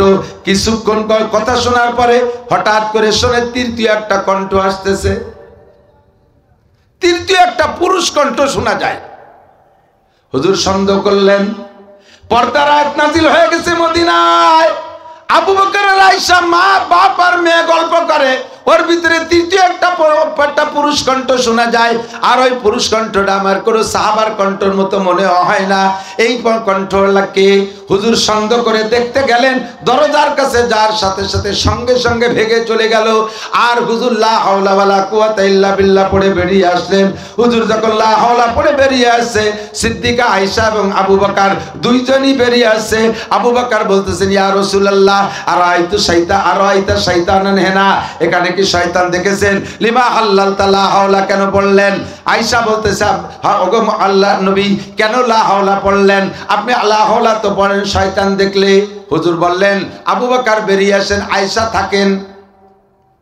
আয়েশাকে বসায় রেখে আবু বকরকে ডেকে নিয়ে বলছেন, নবী পাক, হে আবু বকর, লা তালিজু আলাল মুগিবাত, লা তালিজু আলাল মুগিবাত, জীবনে কোনোদিন কোন নারীর সাথে একমাত্র আপনার স্ত্রী আমার শাশুড়ি আম্মাকে নিয়ে ছাড়া কোন নারীর সাথে আপনি নির্জন হবেন না। লা তালিজু আলাল মুগিবাত, কেন হব না? কারণ ইন্না শাইতানা ইয়াজরি মিন আহাদিকুম মাজরাদ দাম, শয়তান মানুষের শিরা উপশিরা রক্ত চলার রাস্তায় চলতে থাকে। লা ইয়াকলু আন্না রাজুলুন বিইমরাতিন ইল্লা কানা সালিসুহুমা শাইতান, এনি ম্যান এভরিবডি, যে কোনো পুরুষ যে কোনো নারীকে নিয়া, একেবারে যে কোনো পুরুষ যে কোনো নারীকে নিয়া, এনি ম্যান এভরিবডি, কোনো পার্থক্য নাই। পীর সাহেব মুরিদদের নিয়েও যদি নির্জন হয়, আব্বা মেয়েকে নিয়ে যদি নির্জন হয়, ছেলে মাকে নিয়েও যদি নির্জন হয়, জামাই শাউরিকে নিয়েও যদি নির্জন হয়, ভাই বোনকে নিয়েও যদি নির্জন হয়, মামায় ভাগ্নিকে নিয়েও যদি নির্জন হয়, চাচায় ভাতিজিকে নিয়েও যদি নির্জন হয়, দাদায় নাতনিকে নিয়েও যদি নির্জন হয়, এনি ম্যান এভরিবডি, প্রত্যেক পুরুষ যখন নারীকে নিয়ে নির্জন হয়, তখন ওই জায়গা তৃতীয় জন হয় শয়তান। ওগো আবু বকর, আমি বাইরের থেকে জানি আপনি আর আয়েশা কথা বলতেছিলেন, কিছুক্ষণ আপনাদের দুইজনের কথা শুনলাম, এরপরে দেখি তৃতীয় একটা কণ্ঠ শোনা যায়, পুরুষ কণ্ঠ। আমি তখনই সন্দেহ করে দেখতে গিয়ে দেখি মিস্টার আবু, একেবারে মিস্টার ইবলিস, ডাইরেক্ট শয়তান, একবার আপনার নাকের মধ্যে দিয়ে ঢুকতেছে আর নিচ দিয়ে বেরোচ্ছে, আর একবার আয়েশার মধ্যে দিয়ে ঢুকতেছে আবার অন্য দিক দিয়ে বেরোচ্ছে। বাপ বেটিকে ধীরে ধীরে ফুসলাইতেছে, চেষ্টা করতেছে বাপ বেটির মধ্যে দুর্ঘটনা ঘটাবে। কোন বাপ আর কোন মেয়ে, কোন বাপ আর কোন মেয়ে? নবী পাকের পরে জগতে এমন বাপ তৈরি হয় নাই, আর আয়েশার পরে জগতে এমন মেয়ে আর জন্ম নেয় নাই। এমন বাপ আর এমন মেয়ে নির্জনে গল্প করে, সে জায়গাও শয়তান অ্যাক্সিডেন্ট ঘটায় দেওয়ার চেষ্টা করে। ও মাস্টার সাহেব, আপনি ছাত্রী নিয়ে নিরিবিলি পড়ান, আপনি কি আবু বকরের চাইতে ইমানদার মাস্টার, আর ওই ছাত্রী কি আয়েশার চাইতে ইমানদার ছাত্রী? ও পিসাব, তুমি মুরিদরে নির্জনে মুরিদ করো, মহিলা মুরিদরে নির্জন করো, তোমার মহিলা মুরিদ আয়েশার চাইতে ইমানদার না, আর তুমি পিসাব আবু বকরের একটা লোমের সমান মর্যাদা রাখো না। আমার মুরব্বী বাবারা, ছেলে ইটালি বাড়ি আসবে, ছেলে যখন বাইরে তখন আপনার পুত্রবধূ বাপের বাড়ি থাকে। ছেলে বাড়ি আসবে, আজকের 2টার দিক আসবে, বিকেল বেলা বা সকাল বেলা আপনি আপনার আর একটা ছেলেরে পাঠাইছেন বৌমারে আনতি। বৌমার বাপের বাড়ি বড়ইতলা, আরে ডাইরেক্ট বড়ইতলা স্টেশনের নাম বড়ইতলা এলাকায় বৌমার বাপের বাড়ি। ছেলে একটা পাঠায় দিয়েছেন বৌমারে আনতি। আপনি মসজিদের সুফি সাহেব, মসজিদের সেক্রেটারি, কেশিয়ার, সভাপতি। ছেলে পাঠাইছেন, যেই ছেলেটারে পাঠাইছেন সেই ছেলেটা ঢাকা বিশ্ববিদ্যালয় পড়ে, 23-24 বছর, নাবালেক ছেলে। হ্যাঁ, ও তো ডাইন বাম কিছু বোঝে না। সেই ছেলেটারে পাঠাইছেন বাবিরে আনার জন্য। বাবি আর দাওর একসাথে আসে। এই বাবিটা আবু বকরের মতো না, কি বলে, আয়েশার মতো না, আর আপনার ছেলেটা আবু বকরের মতো না। অ্যাক্সিডেন্ট হওয়ার সম্ভাবনা আছে না নাই? মসজিদে বসে সুবহানাল্লাহ কেন মারেন, তবলিগে যে চিল্লা মারেন, পীরের দরবারে যে পাগড়ি বাঁধে জিকির মারেন, সব ধ্বংস করে দেবে একটা অ্যাক্সিডেন্টে, সব ধ্বংস করে দেবে একটা অ্যাক্সিডেন্টে। লা ইয়াখলুয়ান্না রাজুলুন বিইমরাতিন ইল্লা কানা সালিসুহুমা শাইতান। কখনো মা ও সন্তানকে নিয়ে নির্জন হবেন না। সন্তান যদি আডাট সাবালেগ হয়, আব্বা যুবতী মেয়েকে নিয়ে নির্জন হবেন না। যত জায়গা বিয়ে হারাম, এই 14 জায়গায়ও আপনার অ্যাক্সিডেন্ট হওয়ার সম্ভাবনা আছে। বহুত খবর আমাদের কানে আছে, সব বলা যায় না, সব জায়গার কিসসা রেফারেন্স দিয়ে বলা যায় না। এই অ্যাক্সিডেন্ট হওয়ার সম্ভাবনা। হযরত ইউসুফ আলাইহিস সালাতু ওয়াস সালাম নবী, এত পবিত্র আত্মার অধিকারী মানুষ, সেও কয় আমি আমার চরিত্রের উপরে নির্ভরশীল না, আমার ভয় হচ্ছিল অ্যাক্সিডেন্ট হওয়ার। ইতিমধ্যে আল্লাহ পাক আমারে সাহায্য করা শুরু করলেন। দেখলেন ওই রুমের ভিতরে, এদিক ওই রুমের মূর্তি, জুলাইখা ছিল মূর্তি পূজারী। তো এই এক ঘটনা ঘটাবে বিদায় জুলাইখা তার ওই সকালে পুজো সন্ধ্যায় পূজা করার যে মূর্তি, সেই মূর্তির মুখ মাথা কালো কাপড় দিয়ে বাঁধতে তুইছে। ইউসুফ আলাইহিস সালাম কাছে, নেত্রী লিডার, এইটা কি ম্যাডাম, এইটা কি? কয় যে এটা তো আমার ভগবান, আমি ওর ইবাদত বন্দেগী করি, আমার মাহবুব। তা ওর ওরকম চোখ বাঁধতে তুইছেন কে কালা কাপড় দিয়ে? কয় যে সামনে যা করতে যাচ্ছি এর সামনে এটা করা ঠিক হবে না, এই জন্যই তার চোখ বাঁধতে তুইছি। ইউসুফ আলাইহিস সালাম লাইন পাইছে, কয় তুমি যার পূজা করো কালো কাপড় দিয়ে তার চোখ বাঁধে রাখলে সে দেখে না, আর আমি যার পূজা করি ওরে তার চোখ কোনোদিন কোনো কাপড় দিয়ে বাঁধা যায় না। আমার আল্লাহ সামিউম বাসির, তুমি আমি যা বলবো তাও যেমন শোনে, আর এই নির্জন কক্ষে যা করবো তাও তেমন দেখে। আমার আল্লাহর চোখ কোনোদিন কাপড় দিয়ে বাঁধা যায় না। ঠিক কিনা? শুরু হয়ে গেল তাকওয়া। এগুলো সব কিসের বিস্ফোরণ? তাকওয়ার বিস্ফোরণ। বলেন কিসের? তাকওয়ার বিস্ফোরণ, আল্লাহর ভয়ের বিস্ফোরণ। বাসপে কি করে ভিতর দিয়ে তালা দিয়ে চাবি সাইডে তুইছে। ইতিমধ্যে দেখে ওই রুমের ভিতরে ইউসুফ আলাইহিস সালামের আব্বাজি ইয়াকুব আলাইহিস সালাম শাহাদত আঙ্গুল কামলায় বসে রয়েছে। মুরব্বীরা যদি সন্তানের কোনো আচরণের পর কষ্ট পায়, তখন বসে বসে আঙ্গুল কামলায়। এটা হলো সন্তানের খারাপ দিকে যাওয়ার এই কারণে আব্বা মা মুরব্বীরা এরকম করে। ইয়াকুব আলাইহিস সালাম রুমের মধ্যে আঙ্গুল কামলায় ধরে বসে রয়েছে। ইউসুফ আলাইহিস সালাম দেখতেছে, জুলাইখা দেখে না। উনি বুঝে ফেলাইছে, আরে এ জায়গা আমার আব্বার আসার কোনো সুযোগই নাই। আমি বেঁচে আছি তা আমার আব্বা জানে না, এই রুমের মধ্যে আমি আছি তা তো আমার আব্বা জানেই না। আর যদি জানো আসার কোনো পথ নাই, আমার আব্বা এখানে আসে নাই, আমার আল্লাহ আমাকে পাহারা দেওয়ার জন্য, আমাকে এই খারাপ কাজ থেকে বাঁচানোর জন্য আব্বাজিকে পাঠিয়ে দিয়েছেন পাহারার জন্য। কাজেই এ কাম আমার করা সম্ভব না। ইন্নী আকাবুল্লাহ, আমি আল্লাহরে ভয় পাই। কে মারছে দৌড়, দরজা তো তালা দিয়া। আমার সাধ্য আছে যতটুক, ওয়াল্লাযীনা জাহাদু ফিনা লানাহদিয়ান্নাহুম সুবুলানা ওয়া ইন্নাল্লাহা লামাআল মুহসিনিন।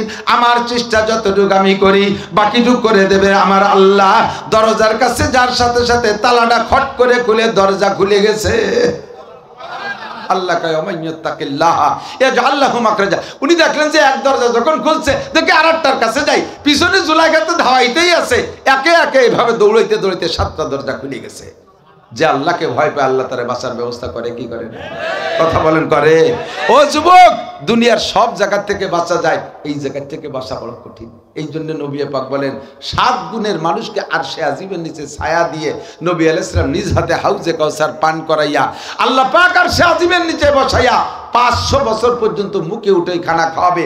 তার ভিতরে রোল নাম্বার 2, একেবারে 2। 1 নম্বর হলো ইমামুন আদিলুন, ন্যায়পরায়ণ বাদশাহ।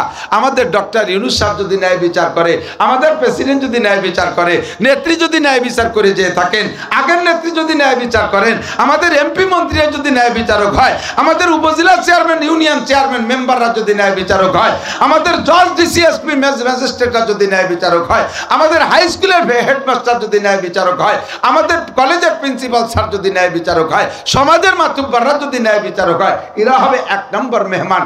2 নম্বর শাবুন নাশা ফি ইবাদাতিল্লাহ, যেই যুবক তার যৌবনকালকে কন্ট্রোল করতে পারবা। 3 নম্বর 6 নম্বরে যে বলে রজুলুন দাতু ইমরাতুন জাতু হাসাবি ওয়া জামাল, ওই পুরুষটা যাকে গভীর খেয়াল করেন, একেবারে নির্জনে শতভাগ ব্যবস্থা করে মহিলার পক্ষ থেকে নির্জনতা তৈরি করেছে, মহিলার পক্ষ থেকে সিকিউরিটি তৈরি করেছে, ভিতরে কোনো ঝামেলা নেই। একজন সুন্দরী রূপসী যুবতী মেয়ে যদি একজন টলমলে ভরা যৌবনের যুবককে আহ্বান করে, এ ভাই এদিকে আসো, তুমিও যুবক আমিও যুবতী, প্রত্যেকের জীবনে যে চাহিদা আছে 100% নিরিবিলি জায়গা, তোমার কোনো টেনশন নাই, তুমি চাহিদা পূরণ করো। এই সময় যদি তুমি বলতে পারো ইন্নী আখাফুল্লাহ, নো, সম্ভব না, আমি আল্লাহকে ভয় পাই। কাকে ভয় পাই? না, কাকে ভয় পাই? একটু বললেন না কাকে ভয় পাই? তার প্রমাণ দেখেন, যারা এরকম ভয় পাইয়ে চরিত্রে কন্ট্রোল করে, আল্লাহ তাআলা তাদের সফলতা কিভাবে দেয়। গাজার মুসলমান মুজাহিদ যুবকরা, টলমলে তামাল যুবকরা, এরা ইসরায়েলি সুন্দরী যুবতী মেয়েদেরকে অ্যারেস্ট করে নিয়ে গেছে সেই 7 অক্টোবর, ধরে নিয়ে গেছে, সেখান থেকে নিয়ে রাখছে মাটির নিচে আন্ডারগ্রাউন্ডে বাংকারে, যে জায়গায় আল্লাহ ছাড়া আর কিরামান কাতিবিন ছাড়া দেখার কেউ নেই। এক একটা মেয়ের পাহারায় এক একটা যুবককে দেশে। সুন্দরী ইসরায়েলি মেয়েরা তাদের শিকারে যা খুশি করতে পারে, যা খুশি করতে পারে। সেই সমস্ত যুবকরা আজকে 16 মাস পরে যুবতী মেয়েদেরকে যখন হ্যান্ড ওভার করে, তাদের কাছে জিজ্ঞাসা করেছে, এই ফিলিস্তিন গাজার হামাস সৈন্যরা তোমাদের সাথে কি আচরণ করেছে? আমাদের শরীরের সাথে তাদের কোথাও কোনো নখের স্পর্শ লাগে নাই, আমাদের দিকে তারা তাকায়ও না, আমাদের সর্বসেবা করেছে, ঔষধ দিয়েছে, খাবার দিয়েছে, নারী সংক্রান্ত যে পোশাক লাগে গোপন পোশাক পর্যন্ত দেশে, অথচ সে পোশাকটাও তারা দেখে নাই কোনোদিন, প্যাকেটে করে আর একদিক ফিরে দিয়ে গেছে। আমরা যাতে তাদের চেহারা যাতে দেখতে না পারি, তারা মুখ মাথা বেঁধে আসে, সামান্য চোখ, তার উপরে চশমা দিয়া, তাদের কোনো অঙ্গ দেখি নেই। এই যে ঈমান আর তাকওয়া, নির্জন কক্ষে থেকে আল্লাহকে ভয় করে নারীদের গায়ে স্পর্শ করে নাই, আল্লাহ তাআলা তার সফলতা, তার প্রতিদান কি দিয়েছে? বিশ্বের সেরা সেরা শক্তিও তাদের সাথে যুদ্ধ করে লাস্টের বন্দি চুক্তি করে হার মানতে বাধ্য হয়েছে। ঠিক কি ঠিক না? ও যুবক, তুমি কি বলবা? তুমি কি বলবা? সব জায়গায় আল্লাহ রেফারেন্স তৈরি করে রাখছে, সব জায়গায় আল্লাহ রেফারেন্স তৈরি করে রাখছে। আমার দেশের বড় লোকরা বলবেন, আল্লাহ এত সম্পদ তুমি দেছো, এই সম্পদের জ্বালায় নামাজ পড়তে পারি না। আল্লাহ পাক বলবেন যে তোমার সম্পদের হিসেব দাও, উসমানের চেয়ে তোমার বেশি নাকি? উসমানের কি পরিমাণ ছিল তা তো জানি না। আমার উসমানের ব্যবসা ছিল শাম থেকে, অর্থাৎ সিরিয়া থেকে, শাম সিরিয়া থেকে মদিনা পর্যন্ত উটের বহর, একটা উটের পাছা আর একটা উটের মুখ, এইভাবে একটার সাথে একটা মিশানো, এক একটা উটের পিছনে 100 মণ করে মাল, এইভাবে 3000 মাইল পথ, একের পর এক উট, সম্পূর্ণ উসমানের ব্যবসায়ী মাল। এরকম এক রুটে না কয়েক রুটে চলতো, এভাবে হাজার হাজার ব্যবসা ছিল উসমানের। আমার উসমানের তো এক, তুমি কট্টুক ব্যবসায়ী যে তুমি এই যে রাজুর বাজারে একটা দোকান দিতে যে নামাজ পড়তে সময় পাও না? ও বড় লোক, তোমার কি? তুমি কি আবার উসমানের চেয়ে বড় লোক নামাজ পড়তে পারো না? আল্লাহ রেফারেন্স তৈরি করে রাখছে। কথা না? ও প্রেসিডেন্ট, তুমি নামাজ পড়তে পারো না কেন? কয় আল্লাহ, আমি দেওয়ানে রাষ্ট্র পরিচালনা করতে যে নামাজ পড়বো কি রে? আর এদিকে আমলিগ বিএনপির যে ধাক্কা ধাক্কি, এর মধ্যে নামাজ পড়বো কি রে? আল্লাহ পাক রব্বুল আলামিন কয়, তোমার রাষ্ট্র কত বড়? বিশাল বড়। আমার ওমরের রাষ্ট্রের চেয়ে বড় নাকি? ওমরের ডা কট্টু? 2,40,00,000 বর্গ মাইল। কত? 2,40,00,000 বর্গ মাইল। তোমার বাংলাদেশ কয় কোটি কয় লক্ষ বর্গ মাইল? কয় না, 1,54,000 বর্গ মাইল। তাতে সে অত বড় দেশের পায়খানা চুবানো না। এত বড় দেশ চালাইয়া সে নামাজ পড়তে পারে, আর তুমি একটু বাংলাদেশ চালাই নামাজ পড়তে পারে। এ মেম্বার, তুই নামাজ পড়িস নাই কেন? আল্লাহ বিজিএফ কার্ড দিতি সে নামাজ পড়বো করনে। 100 বিজিএফ কার্ড? তোমার দেশে ভোট কয় লক্ষ? ভোটার কয় 600 ভোটারের বিজিএফ কার্ড দিতে যে নামাজ পড়তে পারো না। আর আমার ওমরের একটা অক্ত কাজা নাই, উসমানের একটা অক্ত কাজা নাই, আলীর একটা অক্ত কাজা নাই। আরে এরা তো অনেক আগের মানুষ। তারপরে আরো বহু পরে আইসা খাজা মঈনুদ্দিন চিশতি রহমাতুল্লাহ আলাইহির জামানায় ভারত উপমহাদেশের তৎকালীন বাদশার নাম সুলতান শামসুদ্দিন আলতামাশ রহমাতুল্লাহ আলাইহি। মাঝে মাঝে গল্প বলি, খাজা মঈনুদ্দিন চিশতি রহমাতুল্লাহ আলাইহির ইন্তেকালের পরে উনার জানাজার লাশ মাঠে নামাইয়া জানাজার নামাজের ইমাম নির্বাচন করার জন্য উনি ওসিয়ত করে গেছেন ওনার ছেলেরে, যে বাবা তুমি মাঠে দাঁড়াইয়া আমার ইমাম আগে নির্বাচন করবে, যে কেউ আমার ইমামতি করবে না জানাজার, আমার জানাজার ইমামতি করবে ওই লোকটা যার মধ্যে 3টে গুণ থাকতে হবে। কয়টা? এক নম্বর গুণ, সাবালেগ হওয়ার পরে কোনোদিন নামাজে এক ওয়াক্ত তাকবীরে উলা ছোটে নাই। নামাজ তো কাজা পরে, এক ওয়াক্ত নামাজও তাকবীরে উলা ছোটে নাই। তাকবীরে উলা কারে কয়? ইমাম সাহেব প্রথম তাকবীর দিয়ে আল্লাহু আকবার কে সানা বাঁধে কিরাত শুরু করার আগে নামাজে জয়েন করার নাম তাকবীরে উলা পাওয়া। এটা ছোটে নাই কোনোদিন। এটি এক নম্বর গুণ। দুই নম্বর, আসরের আগে 4 রাকাত ক্বাবলা আসর সুন্নতে গায়ের মুআক্কাদ আছে, এইটাও কোনোদিন ছোটে নাই। যেদিন থেকে শুরু করছে ওই 4 রাকাত ছোটে নাই। আসরের ফরজ নামাজ তো ছোটেই নাই, আগে 4 রাকাত সুন্নত পড়তে তাও ছোটে নাই। 3 নম্বর, ইচ্ছাকৃতভাবে কোনোদিনও কবিরা গুনাহ করে নাই।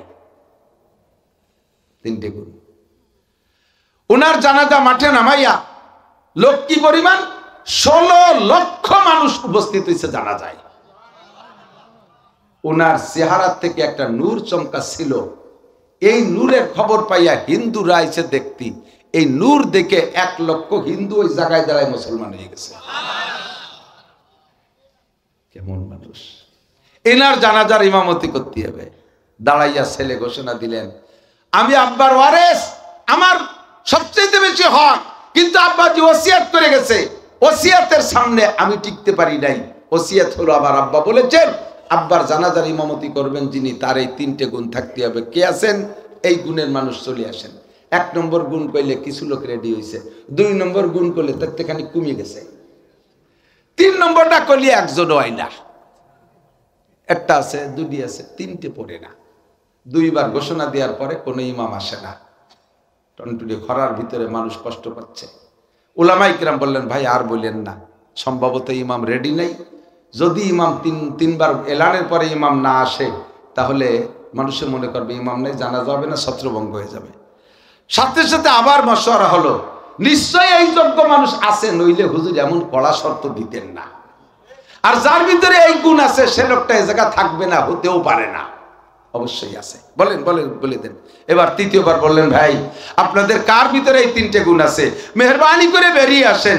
আব্বাজি কষ্ট হচ্ছে, লক্ষ লক্ষ মানুষের কষ্ট হচ্ছে, তাড়াতাড়ি জানাজার ইমামতি করাই দেন। প্রত্যেকবার যখন ঘোষণা দেয় সবাই খালি এদিক ওদিক দেখে যে কোন দিক দিয়ে কে আসে, কোন দিক দিয়ে ইমাম আসে। সামনে জানাজার বক্স সামনে সিনা বরাবর এর প্রথম কাতারে যে লোকটা দাঁড়ানো, ওই লোকটা কেউ দিক তাকায় না। উনি এরকম এরকম করে না, উনি নিচে হইয়া খালি কাঁদতেছে। আল্লাহ, নিচে হইয়া মাথা নিচু করে খালি কান্দে, ওই লোকটা কে দিক তাকায় না। 3য় ঘোষণা দিলে এবার উনি উঠে আসলেন। এসে খাজা মঈনুদ্দিন চিশতি রহমাতুল্লাহ আলাইহির গলা জড়াই ধরিয়ে, লাশের গলা জড়াই ধরিয়ে কপালে চুমু খেয়ে বললেন, হযরত 3টে গুণ আপনার থেকেই আমি সবক নিয়ে আমল করছি এতদিন, আর আপনি বলেছেন কেউকে নিজের আমল প্রকাশ করবা না। আমল করে প্রকাশ করলে সেটা রিয়া হবে, এটা শিরিক ফিল ইবাদত হবে। আমি এটা করেছি, আমি ওটা করেছি, আমি মাদ্রাসা করেছি, আমি মসজিদ করেছি, আমি ঈদগাহ করেছি, আমি সরমুনায় 14 বার গেছি, তবলিগি 50 চিল্লা দিছি, আমি 5 বার হজ করছি, আমার নাম আলহাজ। একতি যাও কে? আমি বক্তা, আমি ভাইরাল হওয়ার জন্য ফেসবুক ইউটিউবে ছাড়িয়ে দিচ্ছে, সাথে আইসে গেলে টুক হয়ে যায়। নিউ নিউ বক্তা যারা হয়েছ সাবধান থাকবা। বক্তারা বাড়িতে বেরোই ফেসবুকে পোস্টার খান দিয়ে আর লিখে দেয়, এখন অমুক জায়গা মাহফিলের উদ্দেশ্যে রওনা করিলাম, দিনের খেদমতের জন্য আপনাদের সকলের কাছে দোয়া চাই। আমরা সবাই দোয়া করব। আর এক পার্টি আছে, তারা ওই যে রুট জেনে নিয়েছে তো, যে হুজুর কোন দিক দিয়ে আসবে, জানে যে বক্তারা রাতের বেলা কয়টা পয়সা পায়। এই ফেসবুক দেখে মাঝপথে ফাঁকা জায়গা আইছে, দুলোভাইরা দাঁড়াই রয়েছে। গত রাত্রে দুলোভাইরা এক শালারে দেশে ধুলাই, আঙ্গুল কেটে ফেলেছে, গাড়ি ভেঙ্গে গুঁড়ো গুঁড়ো ফেলেছে বক্তারে বেরোনোর সময়। ভাই এগুলো সব রিয়া ছাড়া আর কিছু না। আমি তো ইউটিউবাররা এরা সবাই আমার বাড়ি গেছে, আমার মাদ্রাসায় চাঁদা দেওয়ার। আমি বলছি নো, আমি খাতায় দেখাবো না, ডায়েরি তাদেরকে দেখাই নেই। আবার কিসের ভাইরাল, কি আছে, কি জন্য ভাইরাল? এই ভাইরাল হয়ে তোমার ওয়াজে মানুষে হেদায়েত পাবে। ওহুম লা ওহুয়া কি বলে ইহুদা বিহি ওহুয়া লা ইয়াতাদি। তোমার বয়ানে অন্য মানুষ হেদায়েত পাবে, তুমি বয়ানের দ্বারা কোনোদিন 1 পয়সার নেকিও পাবা না, কারণ তোমার উদ্দেশ্য ভালো না। মানুষে তোমারে বড় বক্তা বলবে, মানুষে তোমারে মাথায় করে নাচবে এই উদ্দেশ্যে। কাজ কিছু করে খালি গল্প, খালি গল্প। লোকটা বলতেছে, হুজুর আপনি নিষেধ করছেন আমলের কথা প্রকাশ করতে, তাই এতদিন গোপন রাখছি। আমি মরার পরে, আপনি মরার পরে আমার এই এত মানুষের মধ্যে অপমান করে গেলেন কে? আপনি বললেন গোপন রাখবা, তাই তো গোপন রাখছি, এত মানুষের মধ্যে ওপেন করে দিলেন। হুজুর তার জবাব দেয় না। জানাজার ইমামতি করলেন, জানাজা হয়ে গেল। যেই লোকটা ইমামতি করলেন এই 3 গুণের অধিকারী, উনি কোনো মাদ্রাসা শাইখুল হাদিস না, উনি কোনো নাম করা প্রসিদ্ধ পীর না। উনি কে? তৎকালীন এই উপমহাদেশের শাসক সুলতান শামসুদ্দিন আলতামাশ রহমাতুল্লাহ আলাইহি। এত বড় দেশ চালাইয়া তার তকবীরে উলা ছুটলো না, আসরের আগে 4 রাকাত ছুটলো না, জীবনে একটা কবিরা গুনাহ করা লাগলো না। ও মেম্বার, তুমি নামাজ পড়তে সময় পাও না, চেয়ারম্যান নামাজ পড়তে সময় পাও না, মাস্টার নামাজ পড়তে সময় পাও না, দোকানদার নামাজ পড়তে সময় পাও না। ও যুবক, তোমারে কন্ট্রোল করতে পারো না। কেন পারো না? তোমার মতো আমি রেফারেন্স তৈরি করে রেখেছি, কিয়ামতের ময়দানে বলবো এডে পারলো, তুই কেন পারলি না? আপনাদের রাজৈর কলেজে, সাক্ষী দেন যুবকরা যারা আছো, আপনাদের রাজৈর কলেজে পাগড়িওয়ালা যুবক ছাত্র আছে না নাই? 5টা অলিও আছে, আছে না? সুন্নতি দাড়িওয়ালা যুবক আছে না নাই?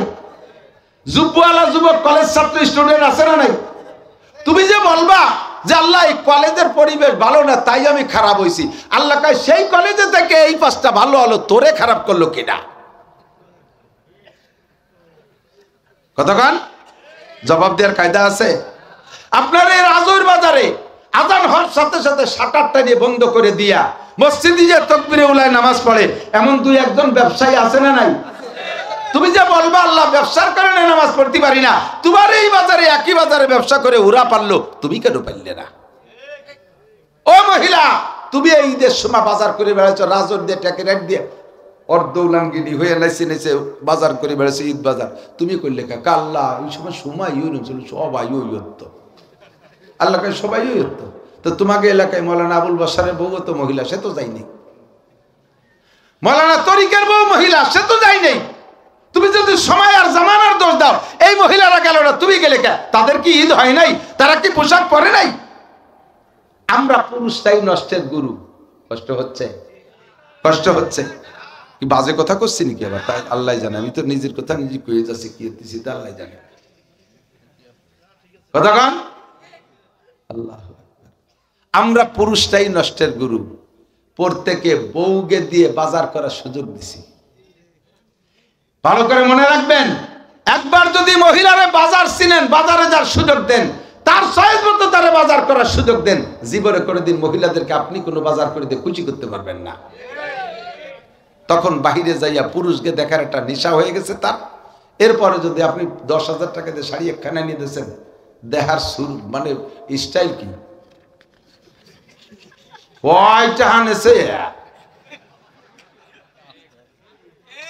ঠিক না? আপনি কেন 10,000? ওই 10, আমি গেলে 2,000 টাকা দেন। কি সে 15,000 দাম চাইছে, তাই 100-200 ঠেলতে ঠেলতে ঘষতে ঘষতে আবার 60 ঘন্টা ওই শাড়ি কিনতে চাস। লাস্টে যে 10,000 ঠিক করছে, আর ও বলে 2,000 টাকা আনতে পারে। তা ঠিক আছে, আগামীতে তুমি আইলো। ও তো ওই বাজারে যাবে, এই জন্য এই প্যাঁচ দিছে। আর বাজারের দোকানদারও বড় কঠিন, মহিলারা বোরকা পরে গেছে একটু গিরিয়ে, আর বাবিরে তো দেখতে হবে। কিভাবে দেখবে? পয়লা এনে দিছে কটা সিঙ্গারা, খাতে গেলি পরে শাটার উঠানো লাগলো। মহিলা একটু সতর্ক, শাটারের তল দিয়ে খাচ্ছে, তাও দেখতে পারলো না। এরপরে এনে দিচ্ছে চা অথবা কফি। ও তো আর কাপ তোর গরম কাপ নিচে দিয়ে সেই সময় শাটার উল্টো দিয়ে খাচ্ছে, বাস দেখে ফেলাইছে। আছে মনে? আমাকে বউরা তো নিজের বাজার নিজে করে না, তারা তো আমাকে ছেড়ে চলে যাচ্ছে না। তুমি কেন সুযোগ দিলে বউরে মার্কেট করতে? সব শয়তানের গুরু আমরা, পুরুষটাই সর্বনাশের গুরু।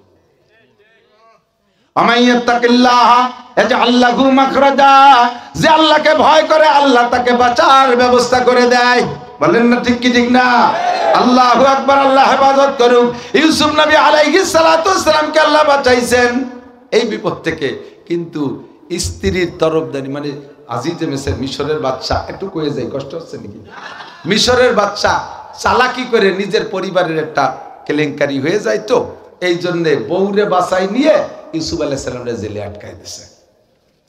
কিছুদিন জেলে থাকার পরে জেলখানার সমস্ত কয়েদি ইউসুফ আলাইহিস সালামের পর আশেক হয়ে গেছে। প্রত্যেকে এসে কয়, ভাই আমি দুষ্ট পাতাবো, ভাই আমি দুষ্ট পাতাবো, আমার সাথে একটু দুষ্ট পাতান, আমি আপনার ভালোবাসি। ইউসুফ আলাইহিস সালাম কয়, তোকে পাই ধরি, আর আমার ভালোবাসা লাগবে না। আমারে 3 জনে ভালোবাসিয়ে 3 বিপদে ফেলাইছে। ফুফু প্রথম ভালোবাসে চোর বানাইছে, আব্বা ভালোবাসার কারণে কুয়োর মধ্যে বাইরা ফেলাইছে, এই জুলেখা ভালোবাসছে আমার জেলে আটকাইছে, তোরা ভালোবাসলে আমার ফাঁসি হয়ে যাবে না, তোকে ভাই ধরি আর আমার কেউ ভালোবাসিস না। মানুষটা তো এমন মানুষ, ভালো না বেসে পারার কায়দা। ইউসুফ আলাইহিস সালাতু ওয়াস সালাম পরবর্তীতে লম্বা কিসসা, উনি তো মিশরের বাদশাহ হয়ে গেলেন। তখন আজিজে মিসর ইন্তেকাল হয়ে যাওয়ার পরে প্রথম বেঁচে থাকতে হয়েছে খাদ্যমন্ত্রী, পরে আজিজে মিসর মারা যাওয়ার পরে বাদশাহ হয়ে গেছে। আল্লাহর কুদরত, ওই সেই স্বপ্ন বাস্তবায়ন হচ্ছে।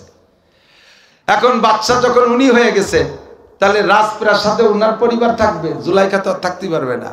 জুলাইখাও তো চলে গেছে রাজপ্রাসাদ ছাড়িয়ে, বাড়ি যে সোনাদানা জীবন ভরে যা কামাই করছিল তাই খরচ বরচ করে। এখনো পর্যন্ত ইউসুফ আলাইহিস সালামকে পাওয়ার সাধনা ছাড়ে নাই, সাধনা করিয়ে যাচ্ছে, পাই নাই, তারে ধরতে পারি নাই। জীবনে মরার আগে একবার হলে আমি ইউসুফরে কমপক্ষে একটা বার চোখ দিয়ে দেখবো। ইউসুফ আলাইহিস সালাম আর জুলাইখার সাথে দেখা দেয় না, সরাই দেশে, দেশের বাড়ি যে বসবাস করতেছে। আর প্রত্যেক ইউসুফ আলাইহিস সালাম বাসার থেকে বেরোইয়া অফিসে যায় একটা ঘোড়ায় চড়ে, ওই ঘোড়াটার ভিতরে একটা মৌজেজা, ঘোড়া গোয়ালি বান্ধা থাকা অবস্থায় কোনো শব্দ টব্দ নেই, অন্য কেউ ঘোড়ার পিঠে চড়লেও শব্দ করে না। ইউসুফ আলাইহিস সালাম যখন ঘোড়ার পিঠে বসে, তখন ঘোড়ার নাক দিয়ে, এই যে আমাদের নেতারা আসলে সাইরেন গাড়ি বাজায় না, কু কু কু কু করে না, এই ঘোড়ার নাক দিয়ে এইরকম একটা শব্দ বেরোয় যা 3 মাইল দূরত্বে শোনা যায়। তখন উনি অফিসের থেকে, বাসার থেকে অফিসের দিকে যাওয়ার সময় এই শব্দ শুনে আশেপাশে 3 মাইল দূরের থেকে মানুষ আইসিয়া রাস্তায় ভিড় করতো ইউসুফ নবীর এক নজর দেখতে। আরে আমি তো ভাষা বলতেছি, খেয়াল করতেছি না, কেন দেখবে না? বুঝতে পারছেন, সারা পৃথিবীর মানব রূপের অর্ধেক আল্লাহ তাআলা তাকে দিয়েছে। শত্রু সূরা, এই মানুষটারে এক নজর দেখতে পারলে কলিজা ঠান্ডা হয়ে যায়। হাজার হাজার মানুষ প্রত্যেকদিন রাস্তার পাশে এসে ভিড় করে। তো জুলাইখা দালালকে টাকা দেয় যে ইউসুফ কোন সময় যায়, তোরা একটু লাইন করে আমার একটু দেহা হারাই দিতে পারিস নি, দেশ দিই। যার এই টাকা দেয় সে টাকা খাইয়ে চলে যায়। মোটা অঙ্ক নিয়ে এটা শরীর আমাকে পটিয়া মাদ্রাসায় ছিলেন, শুনছি গল্প। এই বোয়ালি সাহ হুজুর খুব বুজুর্গ মানুষ, তো বোয়ালি সাহ হুজুর চট্টগ্রাম পাহাড়ি এলাকা, তো পাহাড়ের ভিতরে শিয়াল ডাকে। তো বোয়ালি সাহ হুজুর কয়, এই শিয়াল ডাকে কা শীতের সময় প্রচন্ড শীত, তো ছাত্র ফাজিল কিছু থাকে না, ওরা কয় হুজুর শীতের জ্বালায় ওগো তো খেতা কম্বল নাই, সেই জন্যই ডাকতেছে। হুজুর এই একটা মাইটে কলসের মধ্যে টাকা হতো, কাঁচা টাকা, তো ওই বেশ কিছু টাকা কলস ধরে ওরে দেশ, যা এই কলসে যত টাকা আছে এই দিয়ে ওই শিয়ালকে কম্বল কিনে দিবি।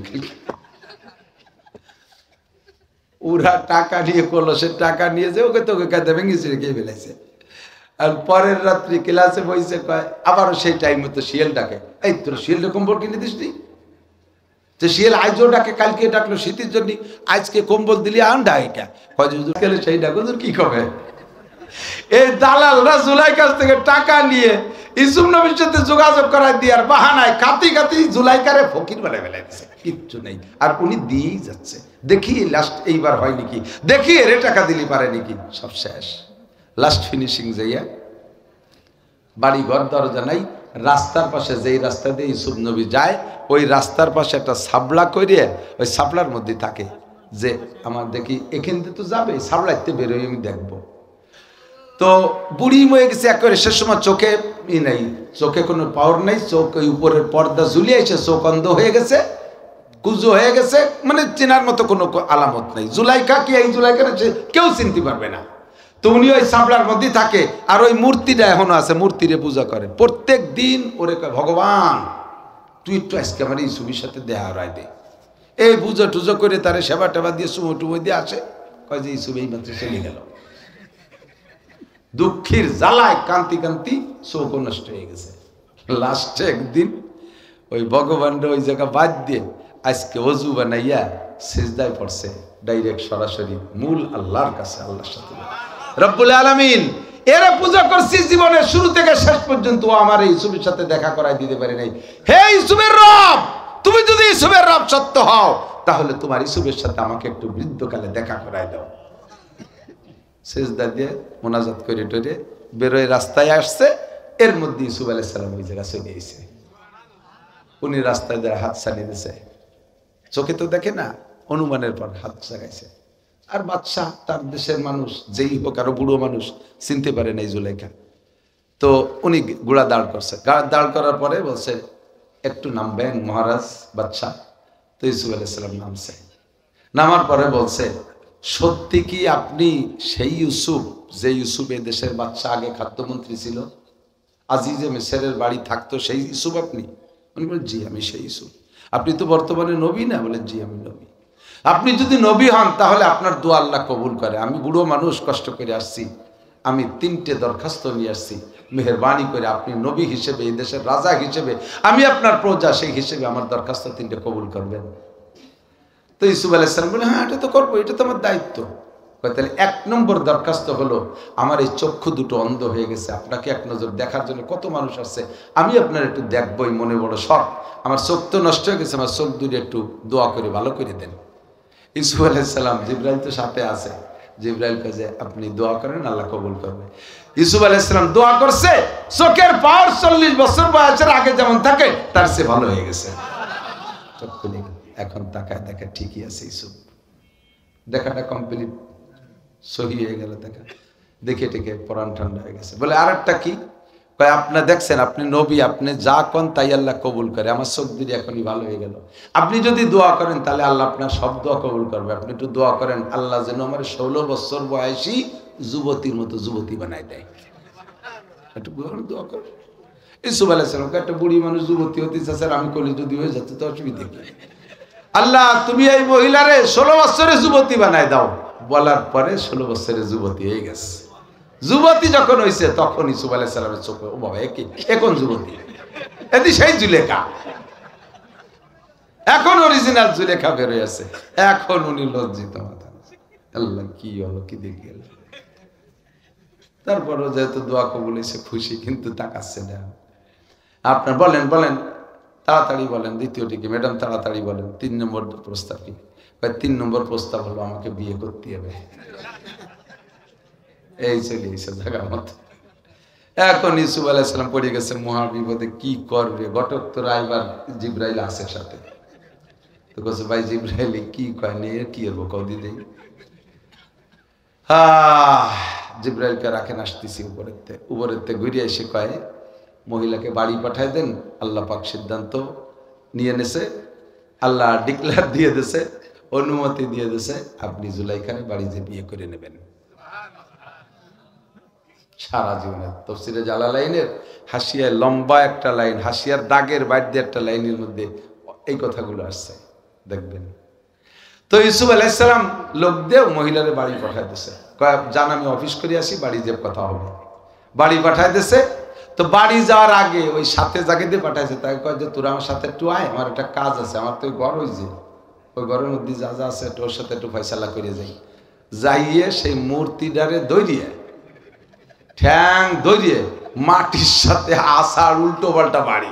শয়তান, তোরে 80-90 বছর পর্যন্ত বুঝো আরি, তোর ইবাদত কালাম তুই কোনোদিন আমার ইউসুফরে দেখাতে পারলি রে। আজকে আমি ইউসুফের রামের সাথে যোগাযোগ করে আমার ইউসুফরে আমি পেয়ে গেছি, তোরে বুঝো দেবো জিহান দিয়ে যায় সেই জায়গায় দিয়ে বাংলা মুসরাই মুসরাই হাড় গোড় মাথা টাথা ভাঙ্গে গুলো দিয়ে কয় চলো যাই ইউসুফের বাড়ি। আল্লাহর এমন কুদরত, ইউসুফ আলাইহিস সালামের সাথে বিয়ে হলো। ইউসুফ আলাইহিস সালামের আরো স্ত্রী ছিলেন। আল্লাহর এমনই খেলা, কোন স্ত্রীর থেকে সন্তানের কোনো প্রমাণ পাওয়া যায় না। এই বুড়ো কালে জুলাইখারে বিয়ে করে জুলাইখার পেটে আল্লাহ তাআলা 3টে সন্তান দান করছে। তার ভিতরে একটা ছেলের নাম মানসা, এই মানসার মেয়ের নাম লাইয়া, অপর নাম রহিমা। যেই রহিমাকে পরে হযরত আইয়ুব আলাইহিস সালাতু ওয়াস সালামের সাথে বিয়ে দিয়েছে। বংশপরায়ণ কোথা থেকে আসছে, কি খোদার কুদরত, কিভাবে পারে সব কিছু তাকওয়ার বিনিময়। কথা বলেন কিসের বিনিময়? আমাইয়াত্তাকিল্লাহ ইয়াজআল লাহু মাখরাজা। অনেক দূর সরে চলে আসি। ইয়া আইয়ুহাল্লাযীনা আমানুত্তাকুল্লাহ হাক্কা তুকাতিহি। ভয় করো, ভয় করো। আয় যুবক, চরিত্রকে নিজে একটু পাহারাদারি করো। তোমার চরিত্রের পাহারাদার তুমি। আল্লাহ তাআলা আইসে তোমার হাত ধরে গুনাহ থেকে ফিরাবে না, ফেরেশতা দিয়ে তোমার তাৎক্ষণিক ফিরাবে না। তোমার জিম্মাদারি তোমার কাছে। ইত্তাকুল্লাহ, আল্লাহকে ভয় করো, হাক্কা তুকাতিহি। এরপরে আল্লাহ কয় ওয়ালা তামুতুন্না ইল্লা ওয়া আনতুম মুসলিমুন। নারী আর পুরুষ কেউ মুসলমান না হয়ে মরবা না, মুসলমান হয়ে মরবা। জানতে চাইলাম আল্লাহ কেমন মুসলমান হব? আল্লাহ কয় ইয়া আইয়ুহাল্লাযীনা আমানু দুখুলু ফিস-সিলমি কাফা। পাক্কা মুসলমান হবা। আহা, খেয়াল করে না, পাক্কা মুসলমান হবা, পাক্কা মুসলমান হবা। আল্লাহ মুসলমান হইতে কি লাগে? নবী পাক বলে দিলেন বুনিয়াল ইসলামু আলা খামস। ইসলামের ভিত্তি 5টা, ইসলামের খুঁটি 5টা। 5 খুঁটির উপরে ইসলামের ছাদ। খেয়াল করতেছেন? ইসলামের খুঁটি কয়টা? 5টা। এই যে 5 খুঁটির উপর ছাদ আছে না? আছে। এর একটা খুঁটি মারিয়ে দিলি থাকবে? এই যে একটা খুঁটি মারিয়ে দিয়েছে, যেন ছাদ পড়ে গেছে। প্র্যাকটিক্যাল ওয়াজ। ইসলামের ছাদ দিতে 5টা খুঁটি লাগবে। এই 5টা খুঁটি কমপ্লিট করে এই ঘর বানাইয়া উদখুলু ফিস-সিলমি কাফা, ওই ঘরের ভিতরে পরিপূর্ণ ঢোকো। 1 নম্বর খুঁটি বানায় নেই। কথা বল, খুঁটি ঠিক করা যাবে না? বলেন আশহাদু আল্লা ইলাহা ইল্লাল্লাহ ওয়া আশহাদু আন্না মুহাম্মাদান আবদুহু ওয়া রাসূলুহু। এটা হলো 1 নম্বর খুঁটি।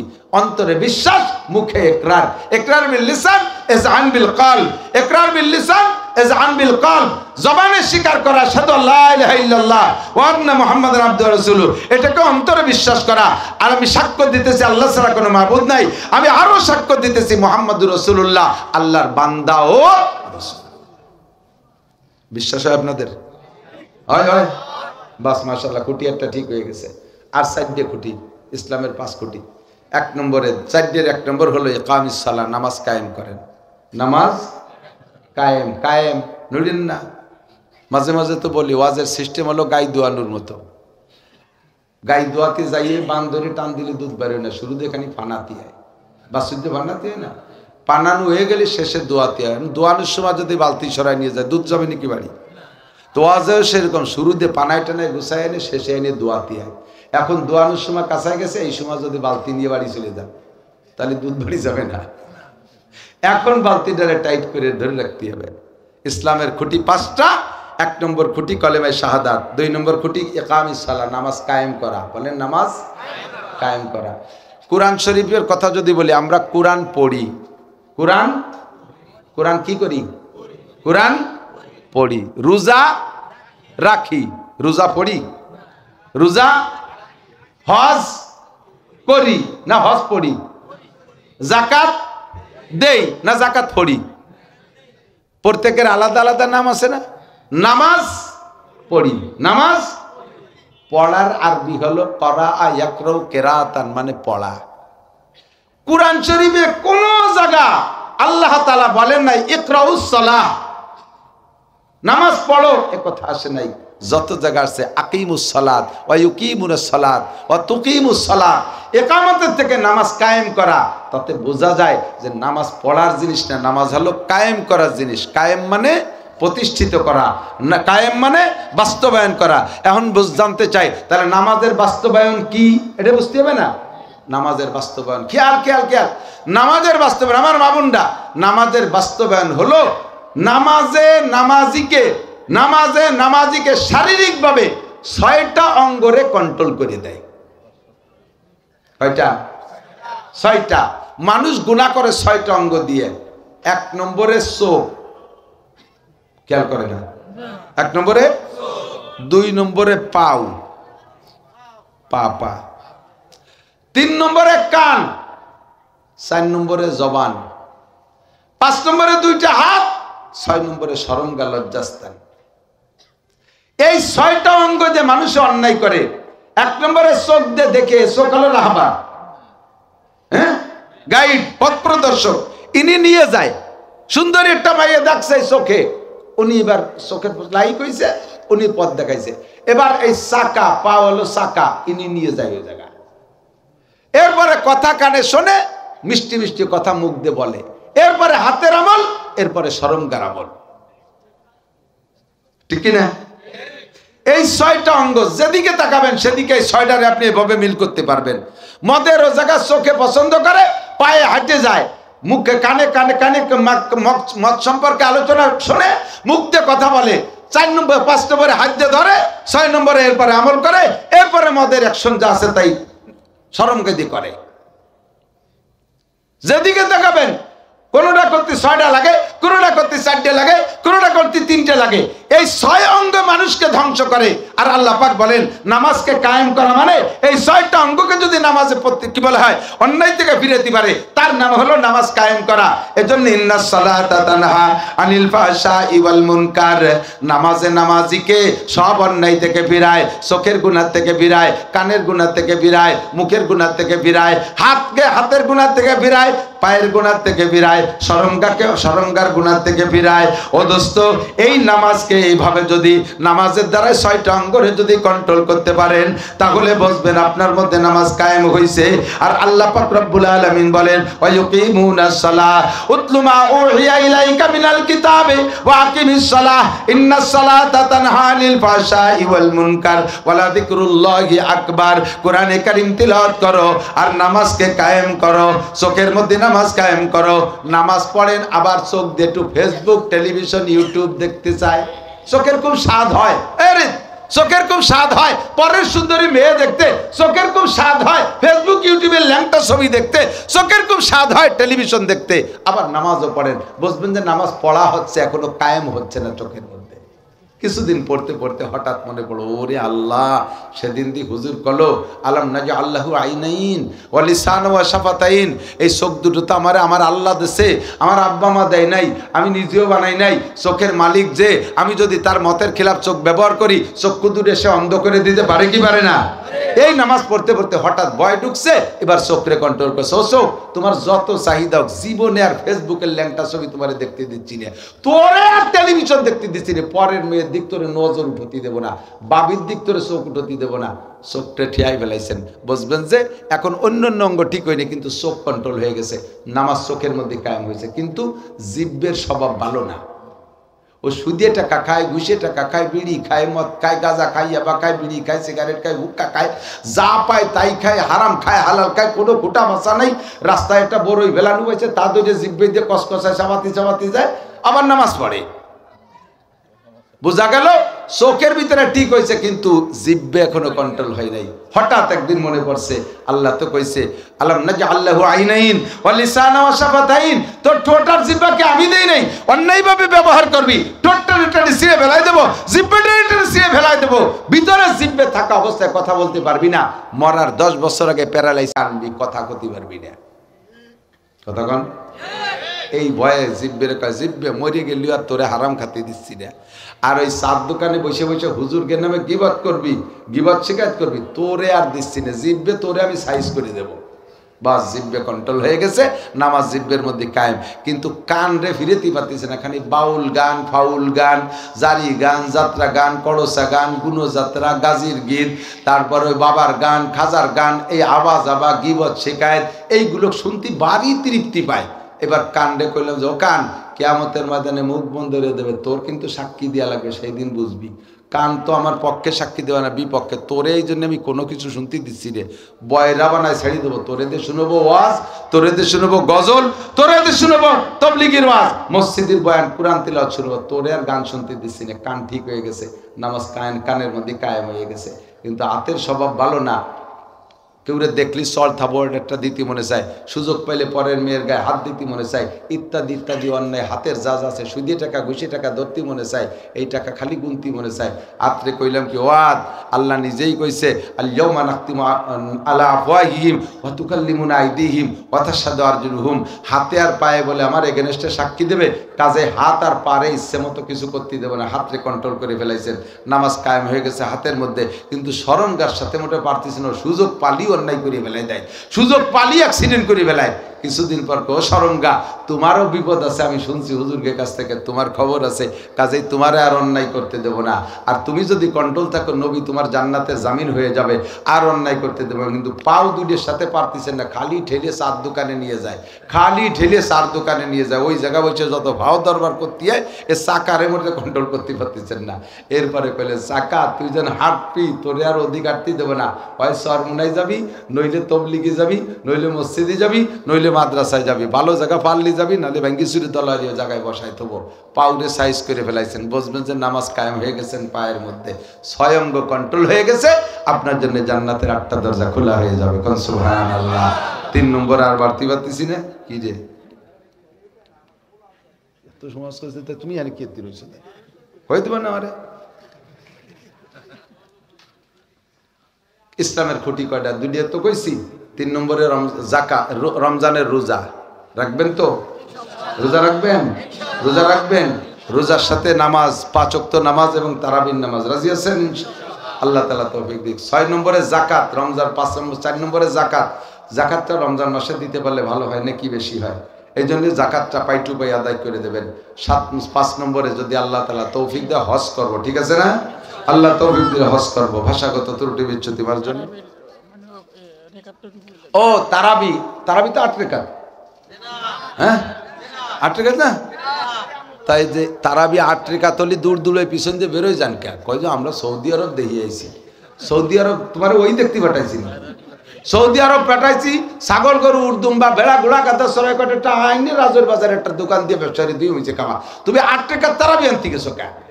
সৌদি আরব আমি গেছি তো 7-8 বার, আহমদ শফি সাহেব গেছে 50-60 বার, শাইখুল হাদিস সাহেব গেছে 100 বার, বাংলাদেশের উলামায়ে কিরাম শত বার গেছে। আমরা তো জায়গাতে 8 রাকাত তারাবি আনলাম না। তুই মূর্খ মানুষ 8 রাকাত তারাবি আনতে গেছিস কে? তোরে এই অতি পাঠাইছি, তুই আনবি টাকা, আইনি মাহফিল দিবি, মসজিদে দিবি, মাদ্রাসায় দিবি, তোর তো তারাবি আনতে পাঠাইনি। আনলি সব কয় রাকাত আনবি? তারাবি 20 রাকাত। কয় রাকাত? কয় রাকাত? 8 রাকাত তারাবি নয়, 20 রাকাত সুন্নতে মুআক্কাদা। সমস্ত সাহাবায়ে কিরাম পড়েছে, তাবেঈনরা পড়েছে, তাবেঈনরা পড়েছে, 4 ইমাম পড়েছে, বুখারী মুসলিম তিরমিজি ওয়ালা সবাই পড়েছে।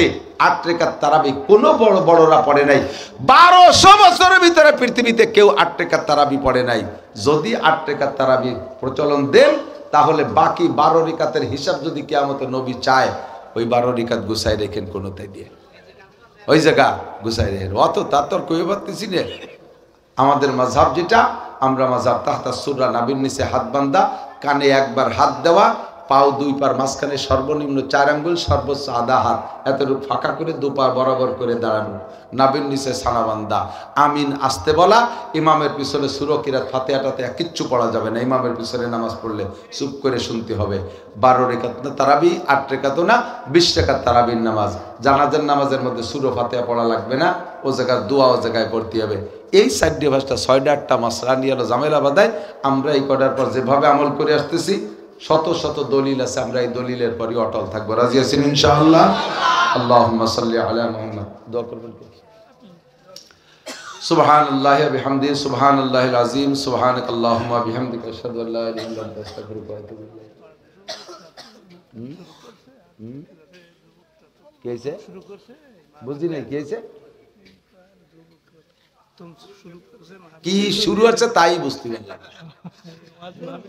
আগে যেটুক কইছে শুরু হচ্ছে টুক বুঝি, খালি মাঝে মাহফিল শুরু করছে তাই। তোদের বয়স মাহফিলের বয়স 17 না কত জন দেখতে? ও প্রথম। মাশাআল্লাহ, খারাপ লাগছে মাহফিল আপনাদের? আরো ভালো সুন্দর করে করবেন, সময় নিয়ে ইনশাআল্লাহ আমরা আসবো। আমরা দেশের মানুষ, আসবো না যাবো কোন জায়গা? আমি এবার নিয়ত করছি যে ফরিদপুরের 5 জেলার বাইরে রস করতে যাব না। অন্য জায়গা গেলি খালি কয় যে গোপালি হুজুর আইছে কে ভাই, এই জ্বালায় এই গোপালগঞ্জে বদনাম হয়ে গেছে। আর এই ফরিদপুরের 5 জেলার মধ্যে আমার অত খারাপ জানে না কেউ। এবার রাজের যে পরিমাণ আইছি, তাই নিয়ে বাড়ি হয়ে গেল না। কি ওয়াজ করবো তাই তো তালাশ করে পাইনি, যে এত ওয়াজ পয়েন্টে করবো। তারপরে মজার বিষয়, আপনারা বসেন, শোনেন, যা বলি মোহাব্বত করেন, ইনশাআল্লাহ মাহফিল চলবে তো ইনশাআল্লাহ। প্রবাসীরা টাকা দিয়েছে, দেশিরা টাকা দিয়েছেন, সকলে মেহনত করছেন। আমি সকলের জন্য দোয়া করি, আল্লাহুম্মা সাল্লি আলা। ওই তো যুবক সমাজের তো তাকে তা কি কোয়া লাগতেছে নাকি? মাহফিল করছে তারা, আমাকে গদ বান্ধা এই ব্যবসা হয়ে যে খাই কোয়ানে কি সাজাতে আমরা টের পাইনি ওয়াজ মোনাজাত সাজানো রয়েছে খুশিয়ে দিয়ে মোনাজাতের সময় কানের কাছে খুশখুশ করে একটু কন ও একটু কন তার একটু কন দু এক সময় এত রাগ আমার এক জায়গায় ছাড়িয়ে দিত তুই ক আমি চলে এত ভালোবাসিস শিয়ে দিস তুই কর কানের দ্বারে মোটে খুশখুশু করলে মিজাজ খারাপটা আমি জানি কি কি করতে হবে আল্লাহুম্মা সাল্লি আলা মুহাম্মদ কয়েকজনের নাম কব আরবিটারা কি ঘোড়ার গাছ কাটছে নাকি কোনো বাগাবুগো নেতা নুতোর কোনো নাম হবে না নেতাকে স্টেজ থেকে আম্মা বার ঠিক না এ দল ও দল কোন দলের নেতারে আর স্টেজে উঠতে দেবো না এই মাইনে ওয়াজ হবে স্টেজে বসবে উলামায়ে কিরাম আপনারা নিচে বসবেন কষ্ট পাবেন যদি কষ্টে আপনারা স্টেজে বসবেন আমরা নিচে বসে ওয়াজ করব তো নেতাকে উঠতে দেবো না কোনো পার্সোনাল নামকে দোয়া হবে না সকলের জন্য দোয়া হবে আল্লাহ কবুল করুন আল্লাহুম্মা সাল্লি আলা মুহাম্মাদিন ওয়া আলা আলি সাইয়্যিদিনা মুহাম্মাদিন ওয়া বারিক ওয়া সাল্লিম আল্লাহুম্মা আমিন ربنا ظلمنا أنفسنا وإن لم تغفر لنا وترحمنا لنكونن من الخاسرين ربنا فاغفر لنا ذنوبنا وكفر عنا سيئاتنا وتوفنا مع الأبرار ربنا هب لنا من أزواجنا وذرياتنا قرة أعين وجعلنا للمتقين إماما আয় মেহেরবান আল্লাহ শাবান মাসের শেষ প্রান্তে চলে আসছি আসন্ন রমজান মাস দামি মাসকে সামনে নিয়ে যুব সমাজের উদ্যোগে আয়োজিত তোমার ঘরের পাশে মসজিদের পিছনে তুমি ডেকে নিয়ে আসছো আমাদেরকে আল্লাহ আয় আল্লাহ আহলে হক উলামায়ে কিরাম গভীর রাত পর্যন্ত কোরআন হাদিসের আলোচনা করেছে অবশেষে আমি মূর্খ আনপড় গুনাহগার আল্লাহ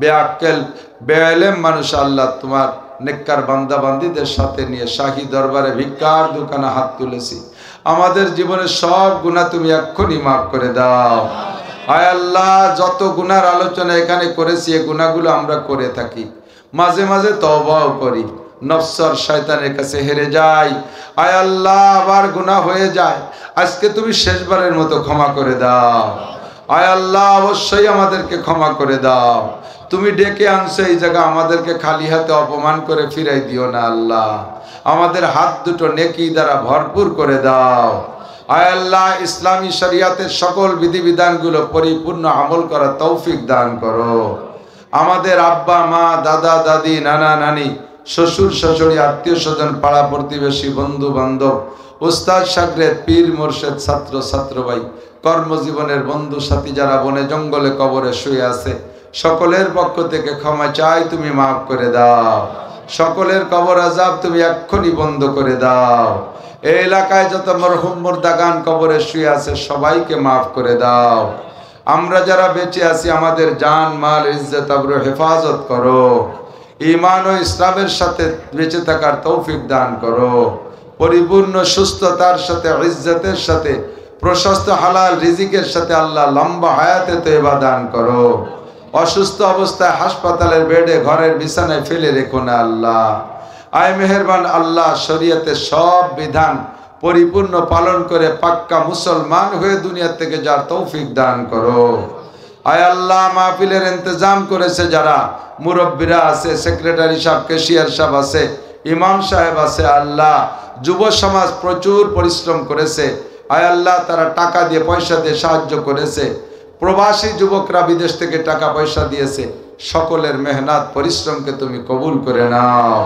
আয় আল্লাহ এর বিনিময়ে তাদের দিন ও দুনিয়ার সার্বিক কল্যাণ ও কামিয়াবি দান করো আয় আল্লাহ রাব্বুল আলামিন তাদেরকে বদরি সৈনিকদের সাথে কবুল করে নিও আয় আল্লাহ আনসার সাহাবাদের সাথে জান্নাতি করে দিও প্রবাসী যারা বিদেশে আছে আল্লাহ তাদের জান মাল ইজ্জত আবরু হেফাজত করো ঈমান ও ইসলামের সাথে থেকে ভালো হালাল টাকা বেশি বেশি কামাই করে দ্বীনের খেদমত করার তৌফিক দান করো আয় আল্লাহ উলামায়ে কিরাম প্রচুর ফিকির করে দেশে এলাকায় সুন্নতি আমলের আল্লাহ ইস্তেকামতের জন্য ইকামতের জন্য বিশেষ করে আমার অত্যন্ত মহব্বতের আমার আবুল বাশার এবং মসজিদের ইমাম সাহেব আল্লাহ সকলকে তুমি দ্বীনের সহি খাদেম হিসেবে কবুল করে নাও আয় আল্লাহ তাদের সুস্থতার সাথে লম্বা হায়াতে তয়বা দান করো তোমার কয়েক বান্দা খাস খাস ভাবে বিভিন্ন কারণে দোয়া চেয়েছে সকলের সব বিষয় আমার স্মরণ নেই তুমি জানো আল্লাহ যে যে আশা নিয়ে দোয়া চেয়েছে নেক আশাগুলো পূরণ করে দাও। যারা অসুস্থ রোগীদের জন্য দোয়া চেয়েছে রোগীদেরকে সুস্থ করে দাও। যারা অভাবগ্রস্ত অভাব মুক্ত করে দাও। মিথ্যা মালি মামলায় হয়রানির শিকার তাদেরকে সেখান থেকে বেরিয়ে আসার তৌফিক দান করো। আমাদের সকলের অন্তরে তোমার ভয় তাকওয়া ঢুকাইয়া দাও। আয় মেহেরবান আল্লাহ, বাংলাদেশকে শান্তির বাংলাদেশে পরিণত করে দাও। সকল প্রকার দুর্নীতিবাজ, দাঙ্গাবাজ, লুটতারাজকারীদের হাত থেকে দেশকে তুমি হেফাজত করো। আয় মেহেরবান আল্লাহ, পশ্চিমা ষড়যন্ত্র আগ্রাসন থেকে বাংলাদেশকে হেফাজত করো। আসন্ন মাহে রমজান পর্যন্ত আমাদেরকে রজব ও শাবানের পূর্ণ বরকত দান করো। সুস্থভাবে রমজান মাসের ভিতরে ঢোকার তৌফিক দান করো। পূর্ণ রমজান আমাদেরকে ইতমিনানের সাথে রোজা নামাজ করার তৌফিক দান করো। রমজানের রুজির প্রশস্ত ব্যবস্থা করে দিও। অনেক যুবকরা বিদেশে যাওয়ার চেষ্টা করতেছে, বৈধভাবে তাদের যাওয়া আসান করে দাও। আয় আল্লাহ, যারা যে আশা করে হাত তুলেছে নেক আশা পূরণ করে দাও। মা বোনরা পর্দার আড়ালে হাত তুলেছে, তাদের খাস পর্দা করার তৌফিক দান করো।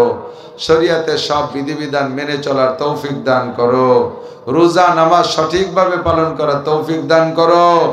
আয় আল্লাহ, পারিবারিক অশান্তি থাকলে দূর করে দাও।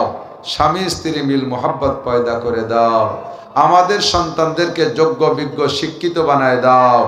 যারা যে লাইনে পড়তেছে উভয় লাইনে উচ্চ শিক্ষায় শিক্ষিত করে দাও। আমাদের দোয়া তোমার হাবিবের তুফাইলে কবুল করে নাও।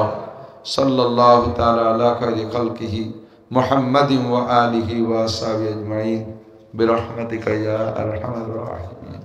আসসালামু আলাইকুম।